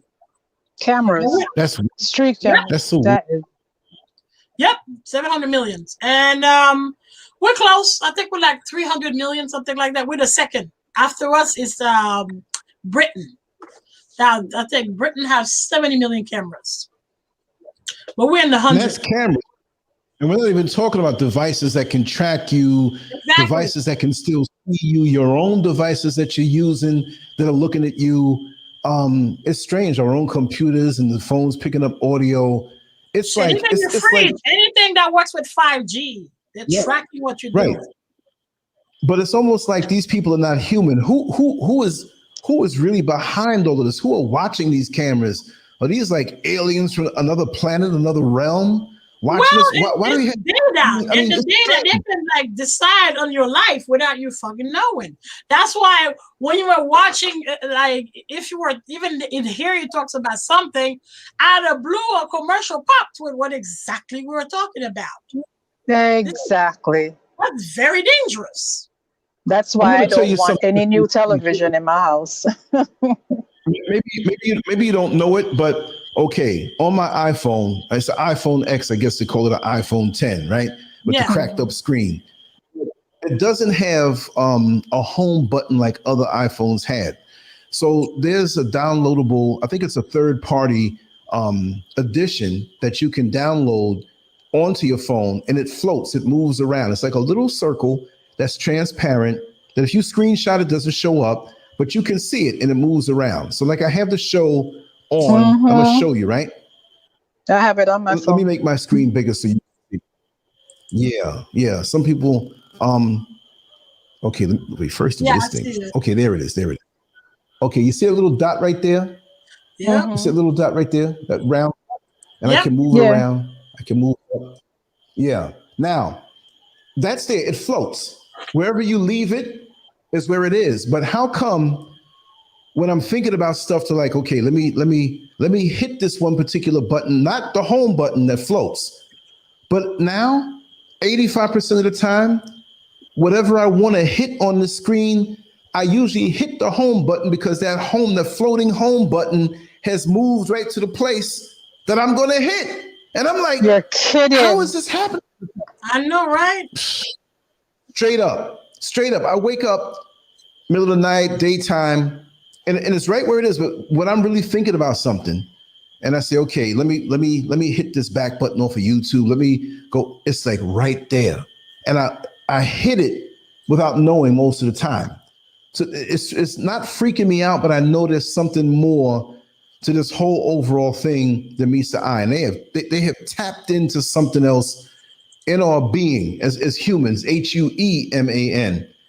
And they're right there. It's almost like they can predict, not that but they know your rhythms. And of course, with the ads that you go into a site that you never went to before, they collect these through the cookies and through you going on. You bring this with you where they know what you want. And that's what the 5G is all about. There's a video that I want to come up with. There's an ex-military man speaking about it. And he doesn't have any secrets. He just has knowledge. He runs a security company. We're not talking security is like stocks and bonds. We're talking about security for big companies to, so their stuff doesn't get stolen in a cyber kind of way. And he was saying how with the 5G, it's not just a matter of a better internet, because people are like, oh, I want the biggest, and I want the best internet. It's that. It's also that same thing where, like in China, you can go into certain parts of China with this 5G, you can walk into a restaurant. And because you say, you like sushi, you kept going to different sushi joints and ordering certain things that when you walk into this restaurant that may not be just a Japanese restaurant, you walk through the door and through the speakers of the place, good afternoon, Mr. Scurv. Would you like to have some so this type of sushi or whatever, your favorite? How did you know? Because it's collecting this data on you. And wherever you go, now that that's scary, man. That's really scary. Yeah. They're trying to bring in now. I read today that they're trying to bring in not just the facial recognition thing, but they want to do away with the cards. They want to do away with anything that you can hold in your hand. Oh, like in China. Because now in China, you pay with your face. Yeah, the biometric thing. Yeah. And all of your information is there. And they're always going to be able to LoJack you. That's my term. To know where you are and know everything about you, so you won't be just lost in the sea. Yeah. And they're going to start. They're trying to push it here for West Africa, right? Because these people here way out in between the bigger cities here in Ghana, you have little towns. I'll call them towns, right? And they're little small places that are nice and quiet, and they have a small little, they don't really depend on money as much. They trade a lot of stuff, whatever. Real simple living. I went and saw some places like that, and I have it on this videotape that's probably going to take like 3 days to upload, but You're going to see everything. And they want to go and treat those folks like experimental monkeys or something, like, you know what I mean? Guinea pigs. And definitely use it. Yeah, yeah. But they ain't gonna get me with certain things. I'm already out there enough from YouTube and all this stuff. But on certain things, I'm ghost. They're not. I'm already setting up. I ain't gonna say no more, but I'm not going for that. And they see so many of us moving here. There's so many of I'm telling you now, I'm not gonna say numbers or whatever, and they're not gonna say, because they don't want it to be a mad rush, even more so. There are a lot of us coming here from all over the planet, and they don't like it. So that's why they want to come over here and start some stuff. But a lot of the leaders here, they ain't going for it. And there's going to be a lot of friction with the leaders that resist, as we well know, that when you resist the demon, what they do to you, right? But if a people are determined and understand what's going on, there's no way they can get everybody in this thing. This place is too vast. The motherland is too vast, you know? Well, it's not only that, I think that's why, like, for example, Malema started to talk about it. Man, Foxtons don't like Malema at all. Yeah, they're terrorists. Foxtons, He's a terrorist. If you say you want to remove land from white folks, Foxtons lost their mind when they heard that. Oh, but it's all right for them to come and take from us. But no, it's not. No, when you think about it, I mean, it was Tucker Carlson, of course. I mean, how stupid can you be to think it's normal that 10% of the population has all the land, all the wealth, all the power, and 90% of the population is poor? How that makes sense in your goddamn mind? And conveniently, and if you talk like that, you're a communist. They're going to say call you a communist. Exactly. Descendant of colonizers. They have the colonizer mentality. They feel entitled. That in their mind, that's the way it should be. They're supposed to have the cream of the earth and be above and have the status and everything, and we're supposed to accept that. And they act like we're jealous of them. We're not jealous of them. They're thieves and robbers and rapists and real terrorists all over the world. It's not normal. It's not fair. You know, we're not jealous. You're right. You know, they're not doing like drills. Those white folks are so good, lost their goddamn mind with Malema. They're doing drills for the day black folks will come and take their land from them. Right. Right. I believe that. Yeah. Actually, there white folks here too. For some reason, you know, that's why you got the survivalists and the bunkers trend. Is because for some reason they're super rich, dumbass motherfuckers from Silicon Valley. They're obsessed with the idea that we will come for their wealth. True. I rather work. Yeah, I rather work for my own money. Thank you, but I don't want your shit. I rather work for it. Yeah. But here's the thing: who really wants to work in the system anymore? You know, who really wants to work in the system? Yeah. You're trapped. You're trapped. Yeah, but you're going to get less than what you deserve. Exactly. So go for their money. Go get your money. Go get it back. Yeah, it's kind of fucked up that 1% of the global population has the exact amount of wealth, even double, of the rest of the population in the world. That is fucked up. It's fucked up that one man is worth $1.5 trillion. That is crazy. You know, while every employee are working like slave, cannot go to the bathroom, cannot take, you pay them $15 or $18 per hour. You slave them out. And it's while the pandemic, he became like worth 1.5. How? Because everything became purchased online. That's why. I mean, when you couldn't find toilet paper in the stores, where do you think you were going to buy toilet paper? Yeah. Online, on Amazon. Yeah. You know, so that's how he became $1 trillion rich, because we made him that way. Yeah, unfortunately. But why honor their monetary system? why don't I mean let's just imagine something, right? Yeah. Just imagine we didn't pay what they call bills. None of us. We didn't acknowledge what we have amongst us. People say, well, how are you going to get your food? How are you going to get, we set ourselves up to just leave. Pay to get out the system, leave, right? Right. And farming, grow. Let me tell you something. On Sunday, I saw so much open land. There is no damn way that we should be dealing with what we deal with in America, in the UK, and where they have their iron fist over us. And yes, they have an indirect influence over the sellout African leaders here in the motherland, but there is no damn way. I am going to show you the most beautiful that you ever saw in your life. Sister Ella, I want to say it so bad. I want to say it so bad. I mean, I am putting it up there. We're going to have a meeting on Thursday again, and I'm putting it out there of those. And they told me, Sister Nana told me, Sister Gwen, she said, listen, Lance, put it out there. We don't want everybody, but we want to have those who are conscious enough to want to work together, but they're still not just going to jump in and get in the inner circle this Thursday at the Accra Mall. He told me to put it out there. So I know most on the show now are not here, but if you're here, we will be in the food court. And you'll see us near one of the restaurants. You'll see a bunch of Black folk. You'll see with the cameras.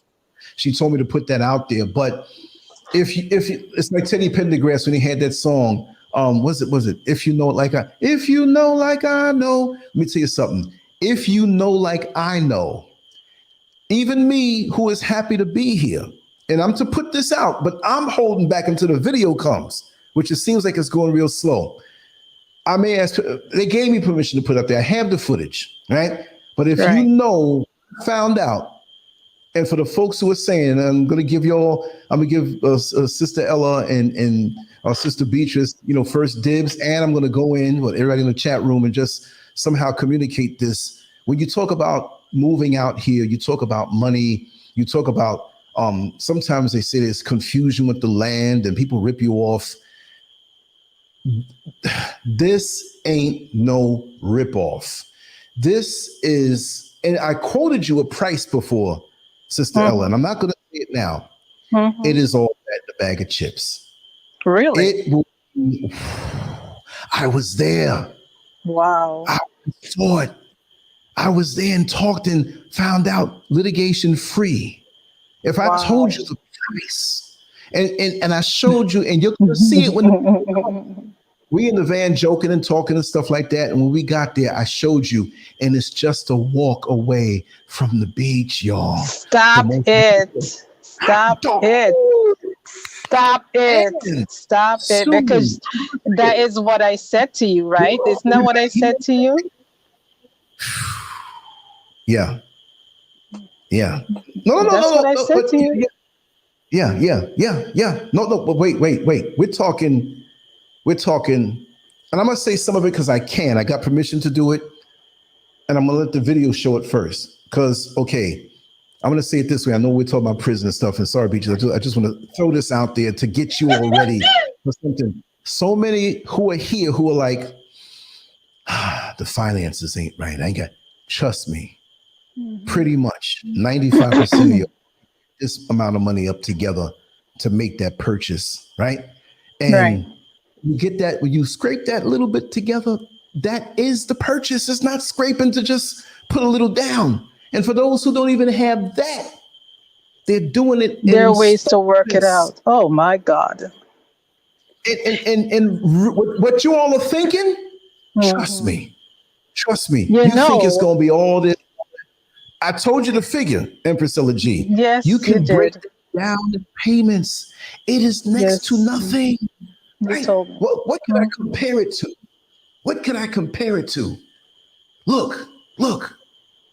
You can get certain high-end TVs, certain mid-level TVs that cost more. Exactly. That costs more. I was guessing that. Yeah. That costs more than a quarter-acre land in that beautiful place. Oh my. And I mean, I made moves already. We made moves, but we making moves there too. And when you understand, oh man, I got this thing is taking too long to upload. All I'm saying is that it's like, what's the catch? There is no catch. Now, I will say this. There have been those who have come with good news and, you know, we give you this land. And I'm not going to say this, but I'm getting too many calls from those or that individual, people saying that, man, I don't hear from them no more. What's going on? I put this down. Right. And so this is why I have to be careful to not lead Exactly. anyone into disorder, because I'm here and I'm doing it. We're doing it.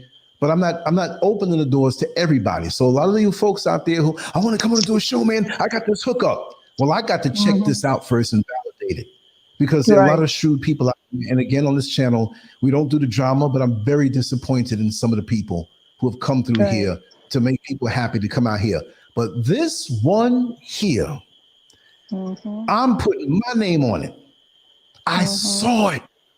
I was there. And when you see it, you're going to crap yourself.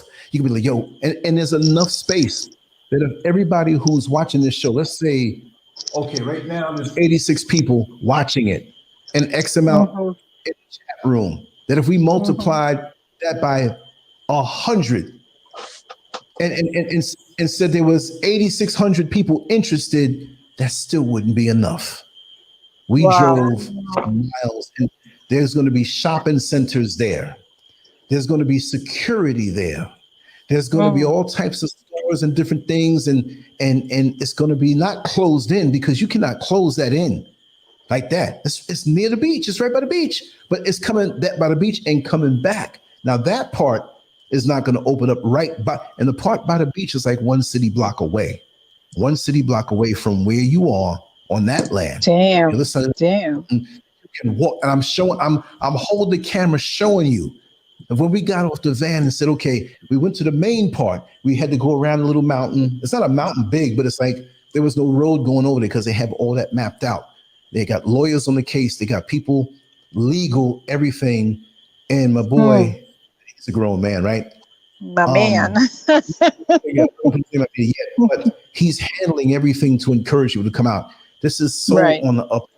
This is so on the up and up. When you see the distinguished people that are there who are interested, who they are going there now, right? You know, you know what would be nice, what would be good, and you know, it's if you could actually do a conference call, a conference line, private, with some of those people and some of your select people here. You know, setting it up. I want everyone who is good here. I don't want no bad apples. So the haters, y'all ain't gonna be down with this. I know there's a certain few haters. I can't stop it, but my name has pull, okay? So these little hateful people, those who have rolled with me, and I'm not being some little controlling whatever, but you don't want riffraff. These are really good people who are moving out there. Really good people. And these folks that are setting it up, they're not, it's not a money grab. There's no way it could be a money grab when you know. I can't. Oh God. Okay. I want to say so much more, but I can't. But you look. If you don't have it, you're gonna be looking between the cushions of the couch. If you didn't if you get it, you will be able to, because this is how it's a collective thing. And the person who got the land and is dealing with the land this way has a vision. He's well-traveled. He's Ghanaian. He's not a chief. He's not looking for no scam or whatever. Straight up. And people are going out there. They already started building out there. And when you see, when we went around and I saw that beach, I saw them palm trees like 4 and 5 stories high. And long before it got me, and we got there in the water. And you mean I can live just a short walk over there? And it's not a mountain. It might be like a little, they say mountain, but out there was so flat, it was like a little hill, maybe like 3 or 4 stories high. And they're going to have roads going over there. When you come over there and you see the white sand and everything. Oh man. Oh man. I can live here for this. Oh price. man. They're going to have top of the line internet. They're going to have top of the line supermarkets. They're going to have everything, because the majority of people who are moving there, it's for everybody. But from what Americans, and folks from the UK, Caribbean, they're setting it up in droves. Even if you don't even to go there, it will itch you so much to say, you mean I can just pay this little bit amount of money? Put it this way. And just know you have it. That's your little piece. Yeah. That most of you all are paying rent or a mortgage that's way more than what they want for that quarter acre of land that will be yours, that you own, that's litigation free, and you immediately get the paperwork for it. There's no mystery. That's awesome. That's awesome. It's going to, this is your chance, y'all. I don't have no stock in it. I'm just the dude who held the camera and they said, Lance, come along and share this with everybody. So it's not like, well, get them in here and we'll hook you up. There's no interest that I want to be there. I want to be there. I'm going to be there. And there's until I think in the middle of June, where they're going to open up this next part, because most of that other part was sold already. This next part, then the beach. And with the beach part, God. they said the people, because we got that straight with the guy who was representing the lawyer and everything, and basically said, and you'll see this on camera. There's a gentleman there, brother named Nelson. He's a couple years older than me, but we hit it off because he was born in Harlem, but he was raised other places. And he has been to so many African countries, owns land all over. And he was like, listen, this is one of the best deals that I've ever seen. He's got interest in 3 or 4 African countries and stuff. And this guy, when you hear him talk, is like, wow, man, that's why I was I had so much fun. I was so exhausted. And it made me feel like I was 18 again and had my life ahead of me, as opposed to like 40 years after. I'm 58, but I have my life ahead of me. Just that alone, thinking about if I didn't make the move and come out here and see this, I would still be stuck on a job somewhere thinking, oh, well, I'm just going to work for another couple of years and pay off the mortgage. For the rest of your life until you die, basically. Exactly. Exactly. Man, let me tell you something. You don't even have to, you can't, look, can I give a hint to the price? Can I? I mean, it's out there anyway. There are people online talking about it anyway. I would say. Yeah, well. Yeah, okay, I'm going to say it. Do the conversion, y'all. I'm going to make it, I want you all to come up with figures, okay? I'm not going to say the dollar amount, but the Ghanaian CD, right? So many CDs are worth $1, right? Okay. So do the conversion on Google or whichever from CD to the dollar amount, and I want you all to put it inside in the chat room. And again, the part of God is between the Cape Coast and Accra, along the coast. No, right. So now, as far as the prices and so on is concerned, but what I'm saying is that's okay to give out the prices. Yeah, because they gave it out. They gave it out right there on videotape. The brother who's running everything. And it's all right. Now, the next, they said with the beach development, is going to be slightly higher. It's not going to be real off the chain. But that's why the other gentleman said, listen, if we're buying into this main part now, and the beach, look, you still going to have a little short walk to the beach if you don't get the part that's on the beach. Right. So I'm trying to say. It might be 3 city blocks off of the beach, but this place is from 1 city block going right to the water. You can put a restaurant there. You can put it's vast. It's vast when you see what it looks like. It's like, yo, I want this now. Yo, give me a sleeping bag and a tent. I'll stay here. I'll do whatever. I'll wash your car. No, I'm gonna tell. Okay, this is what it is. Get your thing ready with the conversion. The dollar. Well, the Ghana CD, which if you don't know, the CD is spelled CEDI. The Ghanaian CD, right? Okay, here it goes. When I first heard the price, I thought it was in dollars because I'm like, that sounds about right for the other places that I've been looking at and different things in our journeys here. But I found out that it was 8,000 CDs. Well, that ain't shit. That's $800 or less than that. No. It's 8,000 CDs. At the rate of exchange now should be roughly about $1,386. Exactly. Now we're talking about a quarter acre of land for 1,800 and whatever you said, less than $1,400. Now, here's the next catch. Even if you don't have $1,400 or $1,500, The videotape is coming. Right now. It may not be ready until tomorrow night, right?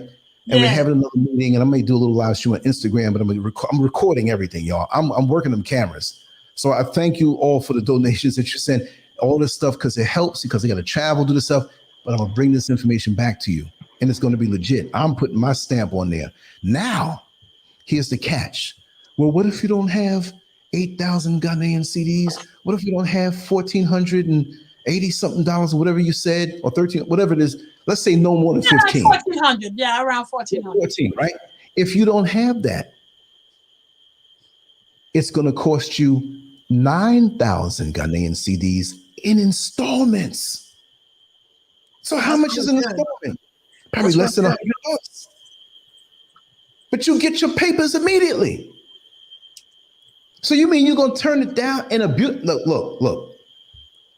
Out here you have sometimes, the chiefs usually sell the land, and they have the land and they say, well, this is leased and this and that for 99 years. That's cheap. Yeah. And I'll say it this way. There's certain things I started that I wish I didn't start. I'm like, yeah, I wish I would have started here. I'm good with it. Yeah, that's good, man. Because I'm thinking about where I'm going to retire. So I could just buy it there and build. Yeah. And when you come, by the time it's open, there's nothing there. By the time you'll be developed. But the weather is summertime year round, and you can go to the beach. You can come back, and they're going to make it secure. It's not going to be just like, well, it started out nice and it turned into a hood. Yeah, because they're attracting a capital from the diaspora, so this has to be secure. Yes, and they're not dealing with certain elements of foolishness. You can live and just be free, and there's an area where there are 50 families that have bought 50, like not a clump of it, but all around each other, and you can see them building. But when you see through the video, and I ran the video most of the trip without stopping. I had to stop to change the battery. But when we got to that part, we were going over the land, we were going over bumpy parts and stuff. I'd stick it out the window, we'd laughing and joking. I made it an adventure. It's going to be something that you're going to feel like you were there that day. And it was so good. It was so good. And you're going to laugh too, because we told some jokes and we all got along. We got out there. I just feel like I'm family with those people who I just met and with the ones that I already know. And I just want the good people who understand what it's like in America, those certain types of stresses and the hopelessness they want to put on you, that we have something that we can do. And you're going to hear it on Thursday, because I'm going to go to that meeting and I'm going to record it. And I'm going to, now there's certain parts with that organization that has nothing to do with the land, but another organization that's affiliated with them, that they're doing things public/private. There's certain parts of what they're planning to do they're not going to put out. And this is nothing to do with the land now. This is something else, but we're all kind of there. So there's going to be certain things that with the group who will be there, but the meeting is not about the land. The meeting is about the group. Right. And I'm supposed to put that out there. But since so many in the group are dealing and going to be going into the land, they will speak on that and other things. Times when she puts her finger up. So put your finger up when you want me to take certain sensitive things out, because they're playing a lot of positive things. And we had a good old time. And this is the other thing I want to say before I shut up, that I'm coming to understand. We're here to enhance our lives, and we're here to enhance the lives of those who are here. But we don't have to lose ourselves by coming here. We're embracing the culture that's here.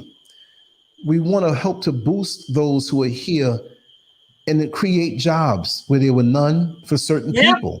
Yeah. But we're not gonna not have a soul food restaurant. We're not gonna have a club that plays, or a lounge that plays the music that we grew up in America. You know what I mean? We're not gonna forget who we are. And it doesn't mean it's a disrespect to those who are already here, because we are rooted from here. We're just another faction coming back home. But since this is home, it's gonna feel home. And I'm gonna say on Sunday, I have never felt, I can't say never, let me correct that, but I haven't felt this way in America with a good old down home time. Isn't it interesting that you wrote that piece about, going back to the days when there were cookouts and block parties and the whole works. Yes. And now you've experienced it. You got your wish. And I'm gonna tell you something else. She told me to put it out there. In November, we're gonna have a family reunion here, meaning that not just blood family, but the symbolic family of those who have come back home with those who are already here. But it's gonna be a good old down home, good old time, and it's gonna be over a 3-day period. That the only time you leave is to go home and come back. And they're gonna be cooking from until night. We're gonna be blasting some good music from back in the day. And yes, we're not gonna say we can't play music from here. Tell them wait until I come. Let me tell you something. I felt so good that at some points I'm laughing, but I felt like crying. You know, I was feeling good, but I was like, damn, this is what I wanted. Yeah. You know what I mean? I'm glad that I endured so much. Right. Because it made this part sweet to me. And I haven't felt this way in America in so long, in a way that America gave me when I was a kid. But here I am in another land that has been demonized and marginalized and the propaganda put against us. And I really felt at home. And that's what, you know, I had all this fatigue inside of me from over the last 25 years, right? That was one of the reasons also that I fell out. I just fell out. I put my head down. I spoke to Audie and I said, okay, everything's set, everything's ready, whatever. And I put my head down to say, I'm gonna lay down for 30 minutes. And for the next 14 hours, aside from going to the bathroom, 14 hours, y'all. You know, when you go somewhere far away and you're out there and you finally come home, if you've been in the military, why didn't I get out? And it's not just the thing about being here. Nothing happens before it's time, but everybody who had to go through stuff to get to this point in their life that we can finally shed the Western mentality away and just, man, let me tell you something. It was life changing. And many who were there in another inner circle that I'm in basically said that we're not tolerating anyone coming to F this up, you know, and they were basically telling me like, this is how we operate, Lance, and we consider you to be, and this is another inner circle, that if anybody talks against each other, we're going to pull you in front of all of us. And but if you try to start some gossip or marginalize somebody or isolate them or start some foolishness, we dealing with you.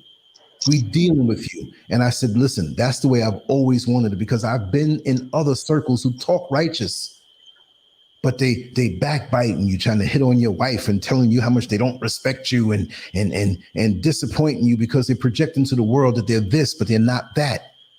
There's a certain brand of genuine folks that I know from back in the day, and these people are that. I don't know some of them, but the ones that you know, and from what I feel from the other ones, because it's a vetting process with anybody. And I said, listen, vet me. If you hear anything that I say out of my mouth that's not correct, put me right there. But they said, yeah, past a certain point, we ain't gonna deal with you no more. You're gonna be out the circle. That's the way it should be. And that leads me to another thing where you have the right to choose your life, the energy that you want to have around you, the people that you want to. You can be living next door to me. If I don't get down with you, you're not going to see me. I don't want to know you. When the wall goes up, I don't want nothing about you. You know what I mean? And I can be because I've been in those situations. But these are the kind of people that it wasn't just about a good price, but it's the vision that they have. And we talked the whole way up there in between jokes. And it was like, a part of me just, because in America, and I'll shut up after this, I'll say that most of us there don't know what we're carrying on our shoulders. We don't know the stress. We don't know that burden. That don't know what you carry on your shoulders. Relax, right? This was a once in a lifetime thing that I realized. Now it's not once in a lifetime, just one day. It's going to be every day for the rest of my life. But I just want to say, don't give up. Don't quit. Don't give up. Don't think if this is for you, it may not be for you. Still, don't give up. There's realities out there waiting for you. If you give up, you're going to give up on that. And I thought for a long time, like, I'm on this job. And I always had hope now, but it was wearing thin. Like, I'm getting up there now. Come on now. When is things going to change me? I was bold enough to make a move. And I feel like I made the right move. I know I made the right move. And like I said, I know those times that I reminisce on are ahead of me. The times that I reminisce on from my teenage years and coming up in my 20s and had good times, that was nothing compared to what I'm coming into. And when you can live life like that and know that your best years are ahead of you, That's a beautiful thing. Day is an adventure. It is. Yeah. Day is jolly. You know what I mean? So please don't give up. You give up, you're shutting yourself out, because there'll be more opportunities behind that. And there are a lot of good people who want to help. I never knew I would see anything like this in my life. Seriously. And to make me feel this way, right? That's Not a that beautiful thing. down, but it was like, this is it. I don't need to own the world. I don't need to. And I'm thinking, like, what if I stayed in the life that I was in, that was, for the most part, you have a good life. And I would say, yeah, I have a good life. But it ain't going to be good like what's over here. It ain't going to be good. You remember when you were a kid and you couldn't wait to get outside to play with your friends, but you had to do a chore, and you hurrying up and you hit them out there playing. I gotta get that. I gotta get that.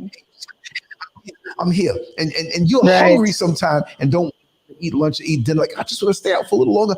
That's the way I felt. That's the way I feel right here. That's the way I feel waking up tomorrow. I got things to do tomorrow. I got things to do Thursday. Positive things. The camera's going to be with me. I'm going to share it with you. And I'm so happy. And there's no white Jesus that can make me feel that way. I'm done. I'm shutting. Hey! It's the truth. It is what it is. White Jesus for the slave. Actually, Christianity is for the slavers, period, along with Islam. Yeah, because Christianity cost us $500 million. Yes. The other one cost us $750 million of black women. So they're both they're slavers' religion. Let me get a drink of water. Oh yes. Oh yes. I feel like a preacher now. I got to get me some water. That's what I'm saying. That's what I'm saying. Like, it's an encouragement to, like I said, fund Lance project. Yes. Because we're doing a really positive thing. I mean, personally, I don't know because I work, but we're onto something. So, and that's why I think too, maybe that's like the grassroots of having this African coalition, this coalition, of African youth, which, because you never know. You never know. And every time, a black leader try to get, preach that, somehow he died. The first one was Thomas Sakai. He said, because like you were saying, that you cannot beat the system. So Sakai was like, well, stop giving money to I was in the what's it called? IBM, the World Bank. He just said, like, stop it, because you keep loaning money from them, and he said you keep loaning money borrowing. from them. Exactly. And meanwhile, you're still eating like potatoes and yam because you cannot afford like anything else. Exactly. And the interest rate, you cannot afford to pay it back. Exactly. You so can when never he was afford to pay it back. African Union where he went, he was saying that Burkina Faso will stop paying the World Bank, to give it a chance to thrive. He was suggesting for other African countries to do the same, and coincidentally, the same year he died. Of course. And anyone who has the influence of their nation against what the white man wants is going to find themselves in that situation. Yep. Anybody. If you have enough influence where you can influence a mass amount of people against them, oh yeah. Hopefully you're effective until they do something. You sort of have to make up your mind that might be your end game. So if you can be effective until that end game happens, that's what's important, because then you will leave others to take your space. Exactly. It has to be a situation where you are training, motivating, and putting people in a position that if something happens to you, someone else is right there to come along. It's not like the vision, the dream, everything can't just go because that one person is gone. Yep, you're right about that. Yeah, you're right about that. But the thing is, the guy he trusted, Les Compaore, was a slave. Yeah, because he's the one who actually assassinated him for the French. Yeah, because he was. Yeah, he was backed by the French government. It was so true that when he was deposed, it was actually a French helicopter that came and picked up Blaise Compaoré. And even worse, when they murdered him, they didn't want to give him a funeral. They just dumped him in some mass grave with the other people. Of course, people that murdered. Of course, he served his purpose. They forbid his family from doing a funeral for him or to mourn him. They forbid the whole country from mourning him. That's kind of fucked up to do the white man's beating like that. That's really fucked up. Someone told him that, you know, things would be better for his family. Someone lied to him. You understand? Someone lied to him. He believed the lie. He did what he did. Blaise Compaoré, he's a slave. I mean, come on, man. Because Burkina Faso was in terrible shape before Thomas Sankara took the reign and changed the country. Because the mortality rate was as high as I think 60 or 70%. And the illiteracy rate, the illiteracy rate was 80%. So even though Burkina Faso was poor, even though they cut tie with foreign influence, he managed to have road build up, managed to have railroad in the whole country. He managed that the illiteracy rate was down to 0%. Right. You know, and child mortality was gone. As soon as they murdered him, Burkina Faso went back to shit. I think that's why. Of course. Because there was no one in place to take over. Yep. No, there was Blaise doing the beating of the white man. I mean, what's the kick in it exactly when you do that? I would like to know. Yeah, what's the kick in it? I know. Because them devils, they don't like you. As soon as you turn your back, they're talking shit about you too. What's the kick in it? Like we said, they tell them a lie. They feed them a lie. Yeah. You know? Yeah, but shit with them if you believe that lie. But if you're desperate, Beatrice, if you're desperate, you will believe anything.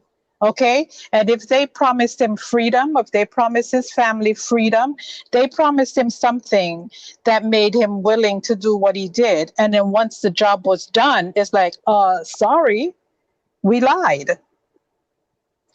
Probably they promised him privilege because under Sankara, officials were not allowed to wear fancy clothes. They were not allowed to drive luxury cars. They were not allowed to fly on first class. So they were only allowed to wear local clothes.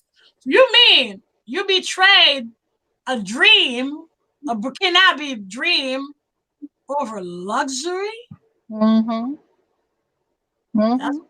That's really fucked up. That's called simple-mindedness. Yeah, that's really fucked up. And that's like I said in the other video. You didn't only betray Sankara, you betrayed all of us. Because Sankara was inspiring all Africa. You betrayed all of us.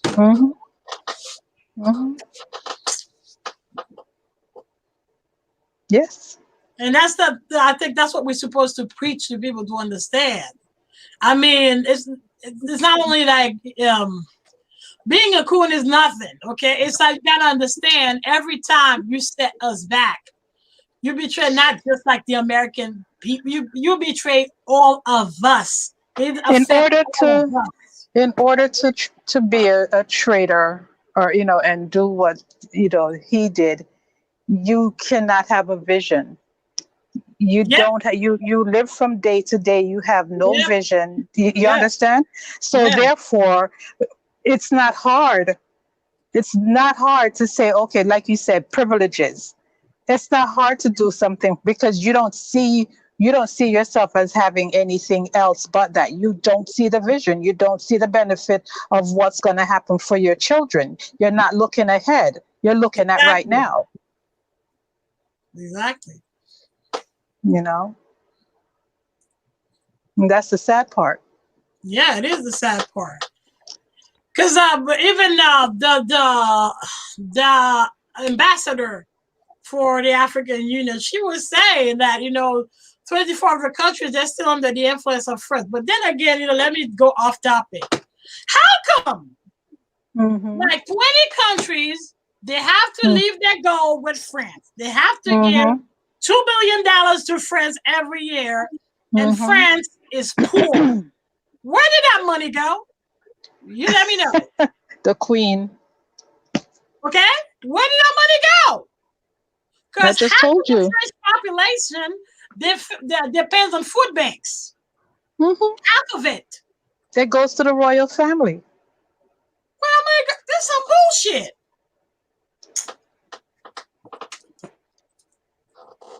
Very so back, even Italy was like, they're going to start taking sanctions against France, because obviously that's the reason why some African countries are still poor, and you get all those refugees.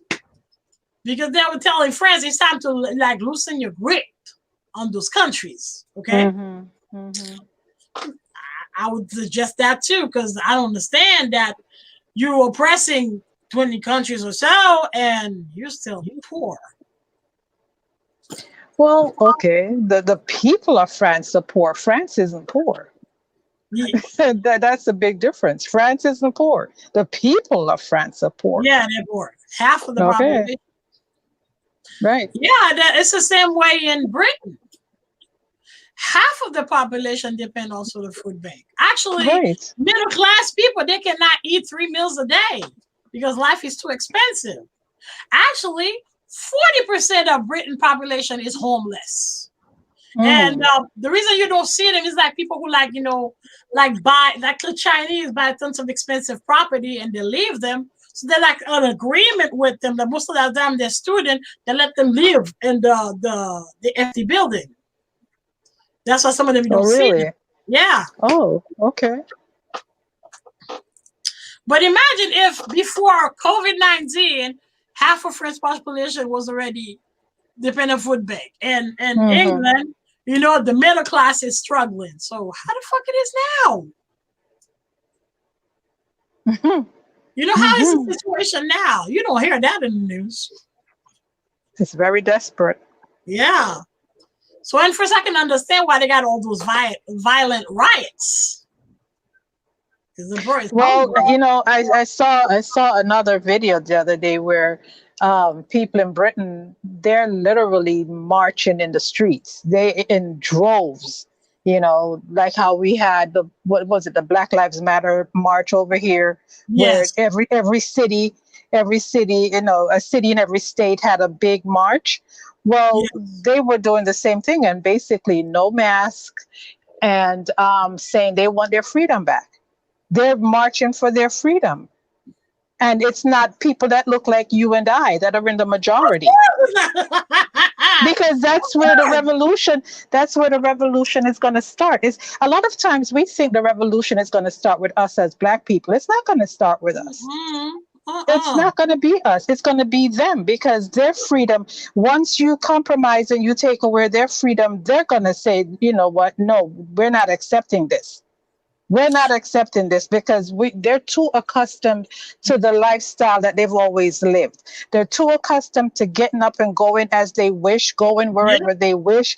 And now you're going to tell people, I can't congregate, I can't travel, I can't go out to eat at a nice restaurant. I got to walk around with a mask on my face. Yeah. It's not. Our people will acquiesce to whatever demands are being put down on us by the government. We will go along. Our people, the majority of our people will go along. They're not going along. They're not going along. That's how entitled they are. So, but you know what? Listen, here's how I feel, and this is my personal opinion.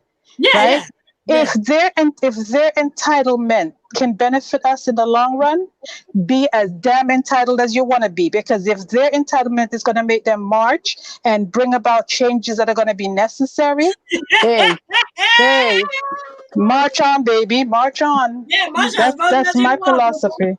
Yes. Yeah. Yes. Yeah. Because they ain't gonna get killed. I They're not concur. going. They're not going to get killed, They're and not they even will be gonna get listened to. Exactly, and they will be listened to. Yeah, because the rioters only after a month they started. After a week they started arresting. Mm-hmm. They let them walk away. Exactly. And they walk away to form You're again so right and that, come back another day. When the pandemic started here, white folks were losing their mind because the majority of them were white folks dying. But as soon as they find out that 80% was conveniently minorities, then all of a sudden the pressure and the hype is like, Yep. But there's a video I did and YouTube removed it, where I was saying that it made no sense that 80% of people dying, they're black. Even in Britain, that made no sense. Exactly. Conveniently, 80%, and we're not even a majority in this country. We're only 13%. So 80% of 13%. Okay. So, but then that's why hearing nurses and CNN crying, saying that the patient walked in. They walked in, and the next day they're dead. I'm like, wait a minute. How can you walk in fine the next day you're dead? That doesn't add up. That doesn't add up. No. But then there's this white girl who came out with, she actually had to go to a British news agency because nobody wanted to broadcast what she was saying. And when she said, I'm like, that's what's up. That's why. Because she said she went to New York. She came from Vegas and went to volunteer in New York when the pandemic got really bad in New York. And she witnessed over and over again. Like, for example, if the person has respiratory failure, they shove the tube in a way to perforate their lungs, and the person choke on their own blood. Oh my gosh. Yeah, I was saying what she said, and I showed the video. YouTube removed it, saying that it's like misinformation. Ain't no well, yeah, we kind of have to back up off of this road a little bit. Yeah, too. Yeah, we have to back up a little bit off of this road. Yeah, exactly. We don't want to be removed either. Yes, let's put the car in reverse. Yeah.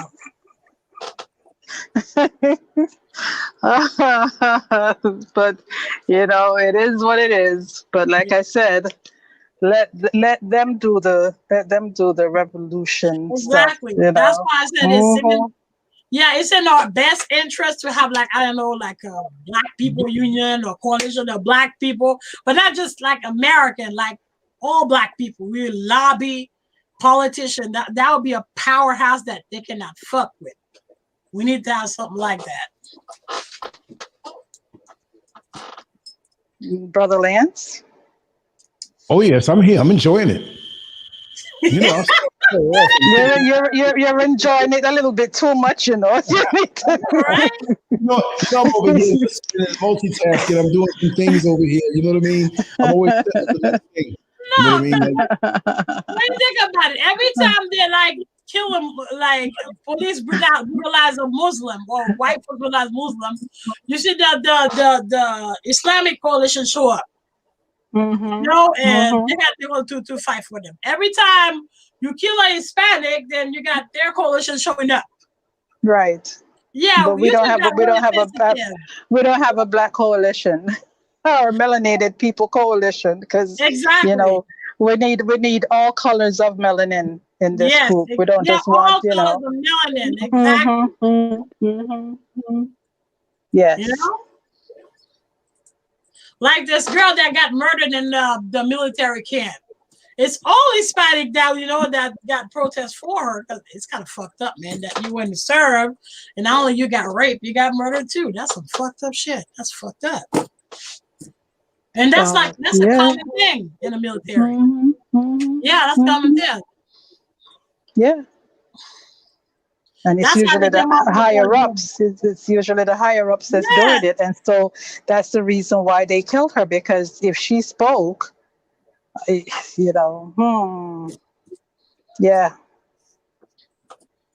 Yeah, that's messed up. I had a cousin back in the day in Korea. I guess he must have seen something going on that he shouldn't have seen. And they literally set him on fire. In Korea. Was it Korea? Korea? Okay. Why they did that to him? Why? Wait a minute. It wasn't Korea. It wasn't Korea. It was in Japan. I can't remember the area in Japan. I can't remember. Yeah. Most military. There's a couple of military bases over there, and I can't remember the name right now. It's just not coming to me. But yeah, whatever he saw that he wasn't supposed to see, or found out that he wasn't supposed to know, yeah, wow, they set him ablaze. That's messed up. That's really messed up.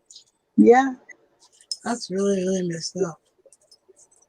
And the funny thing, they brought him back over here, and they brought him back over here with the intention to try to save him, but I guess he wasn't supposed to be saved. So, yeah. Coincidentally. Yes. Yes. Oh, yes. Yep. So it happens. Yeah, the things you hear that going out in the world that we just think is like in a movie, but it's reality. Yeah, it's real. It's a big planet out here, and there's all kind of stuff going on. Yeah, all kind of weird shit going on. The thing is, like you said. Yeah. Go ahead. Like, for example, the NAACP had power, but it's while World War II. That's when the boycott started. And that's how we started having influence. It's all the boycott, but it's not what it was anymore. The same way with the Black Panther, who came with, it started with Malcolm X, but then Black Panther kind of expanded, because not only they were preaching empowerment, but they were also educating and feeding children. Exactly. Yeah. They actually were getting volunteer doctors of all kind of race. Actually, they were promoting equality for all kind of race, not only Black people. Exactly. That's why they were I think that's why they were dangerous to the FBI. Listen, yes, indeed, because you have those pink people who, whether we like them or not, they do have a desire to be on our side, whether it's out of guilt, it could be unknown guilt, but they do have a desire to help. And so when you can influence those people, when you as a Black person, man or woman, can have such an influence on the white population, you're dangerous. It's like Bob Marley. It's when you look at a Bob Marley concert from back in the day, it wasn't us. It wasn't us that was at the concert. It wasn't. You know what I'm saying? It was not us that was jumping around and singing and whatever songs that they were singing at the time. Whether it's redemption song or don't worry about a thing and no woman no cry. It was not us. It was them. Okay, yeah. he had too much influence on them. Yeah, they tried to assassinate him several times. Of course. He was poisoned. It's not cancer. He was poisoned. Of course. But the whole point is that because his influence was so great on their people, that would have changed things tremendously for us. Okay? That's true. It would have changed things tremendously for us. And I know a lot of people don't like to hear when it's spoken like, well, but you're not waiting for them to make changes for the Black race or for Black people. But the reality is, they're the ones that started it. They're the ones that's going to have to finish it. Yep. They're the ones that if they start stepping up and saying things are wrong, and enough of them start crying out things are wrong, things have to change. Because when we cry out, nothing happens. It's like it goes through one ear, it comes through the next. It's like, oh, you did this before. You know, what are you saying? Give them a little something and shut them up. Exactly. Right, exactly. They'll throw you a bone and shut you up. Exactly. Yeah. You understand? But when other people start speaking up and say, no, this can't work, or as I would say, this not gonna work. You understand? When they start saying that's not gonna work, that's when change happens. But if a Black man is leading that charge, they're going to take him out. Yep. You know. And that's because we don't stand for ourselves too. And that's why I wrote this piece for Lance. He didn't publish it yet. I call it Stockholm Syndrome Negroes. Right. Because when you think about it, the coon, they're not dangerous. It's the Stockholm Syndrome Negro, because, you know, they're the one who sabotage everything. Right. Because I said that they're so of a Stockholm Syndrome that they cannot even differentiate the white devil from you. Right. So they're the one who are always hating on everybody else. They're one always like, you know, instead of elevate their brothers and sisters, they'll find something negative about you to say. They'll always like light-skinned people always have to prove something to them when they're just as black as you are. Like, what the hell? And that's what we should look for. That's why I said this piece, like, you know, before we think about a revolution, before we unify it, we need to discard from our ranks Stockholm Syndrome Negroes. Because I said, even in my flag anthem, and the first verse says, "In our ranks, no traitors." Right. Yeah, because it says for the motherland. Right. You know, it's a stuff like that. For the motherland, for the country, and for our ancestors. Because of our ancestors, we walk as one, and among our ranks, there's no traitors. That's what our national anthem says. Okay. But unfortunately, there were a lot of Stockholm Syndrome Negroes and coons. Of course. You know, yeah. Of course. Because we were a kingdom. Now we're under the boots of the United States, where the second biggest embassy is. That made no sense that the poorest country in the world has the biggest American embassy in the world. Oil. Okay. Natural resources. Okay.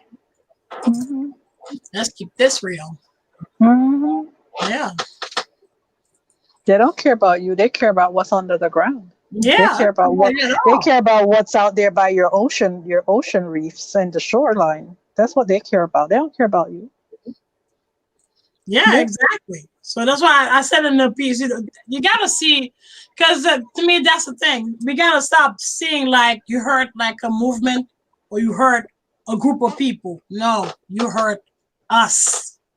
That's what you do. Because when you start having the us mentality, that's stuff you won't do anymore. So it's when you start to see like there's a us, that whatever you do, it's a consequence for all of us. Right. Yeah, that's when you start have a different mentality of how you see things. Exactly. That's the challenge. Yeah, like you said, it's the challenge. And I think that's why we don't have this like African Union yet. Because we have Stockholm Syndrome Negroes who, like, you know, they sabotage everything. You know, you know, they'll always find something wrong for it not to happen. It's in their DNA. You know, because they don't see us. They don't see us because they got Stockholm Syndrome. They confuse you with devils. This is one time when we need groupthink mentality but Yes. you know, It's like a this pack, like would a be the herd. one time. Yeah, we would need that. Mhm. The white folks, they think like a us. Mhm, No matter the mhm, nation, okay? mhm. No matter the language, they see True. us. They don't see the individual True. or the country. They see us. So it's True. time we start thinking like that too. We are us. Indeed. Indeed. And on that note, Brother Lance, I gotta go. That was finished. I haven't eaten yet. I'm enjoying it. I'm loving it. I just want to say really quick, if there's anybody who wants to chime in before we go, just make a comment for 90 seconds for 2 minutes. And I'm going to put the link inside, because I know you have to go and I know you got to grab a little meal or something like that. And I got to kind of, but yeah, I just dropped the link in there. Click that link and you will be in. You will be seen if you're on the phone. So make sure that you're dressed properly. Make sure you have on a shirt, please. Exactly. Long enough to cover everything. So you click on that link, you come in and give a little shout out, give a little, comment on what you heard just real quick. There might be more than one. If not, we're going to wrap this down. If you feel to hear this again, all you have to do is click on that link on your phone or your computer. Make sure it's clean behind you. Make sure there's nobody around you like that's sleeping on the couch, butt naked or something. You know what I mean? I should make it a habit. Every time you see BS showing up like this, get dressed up.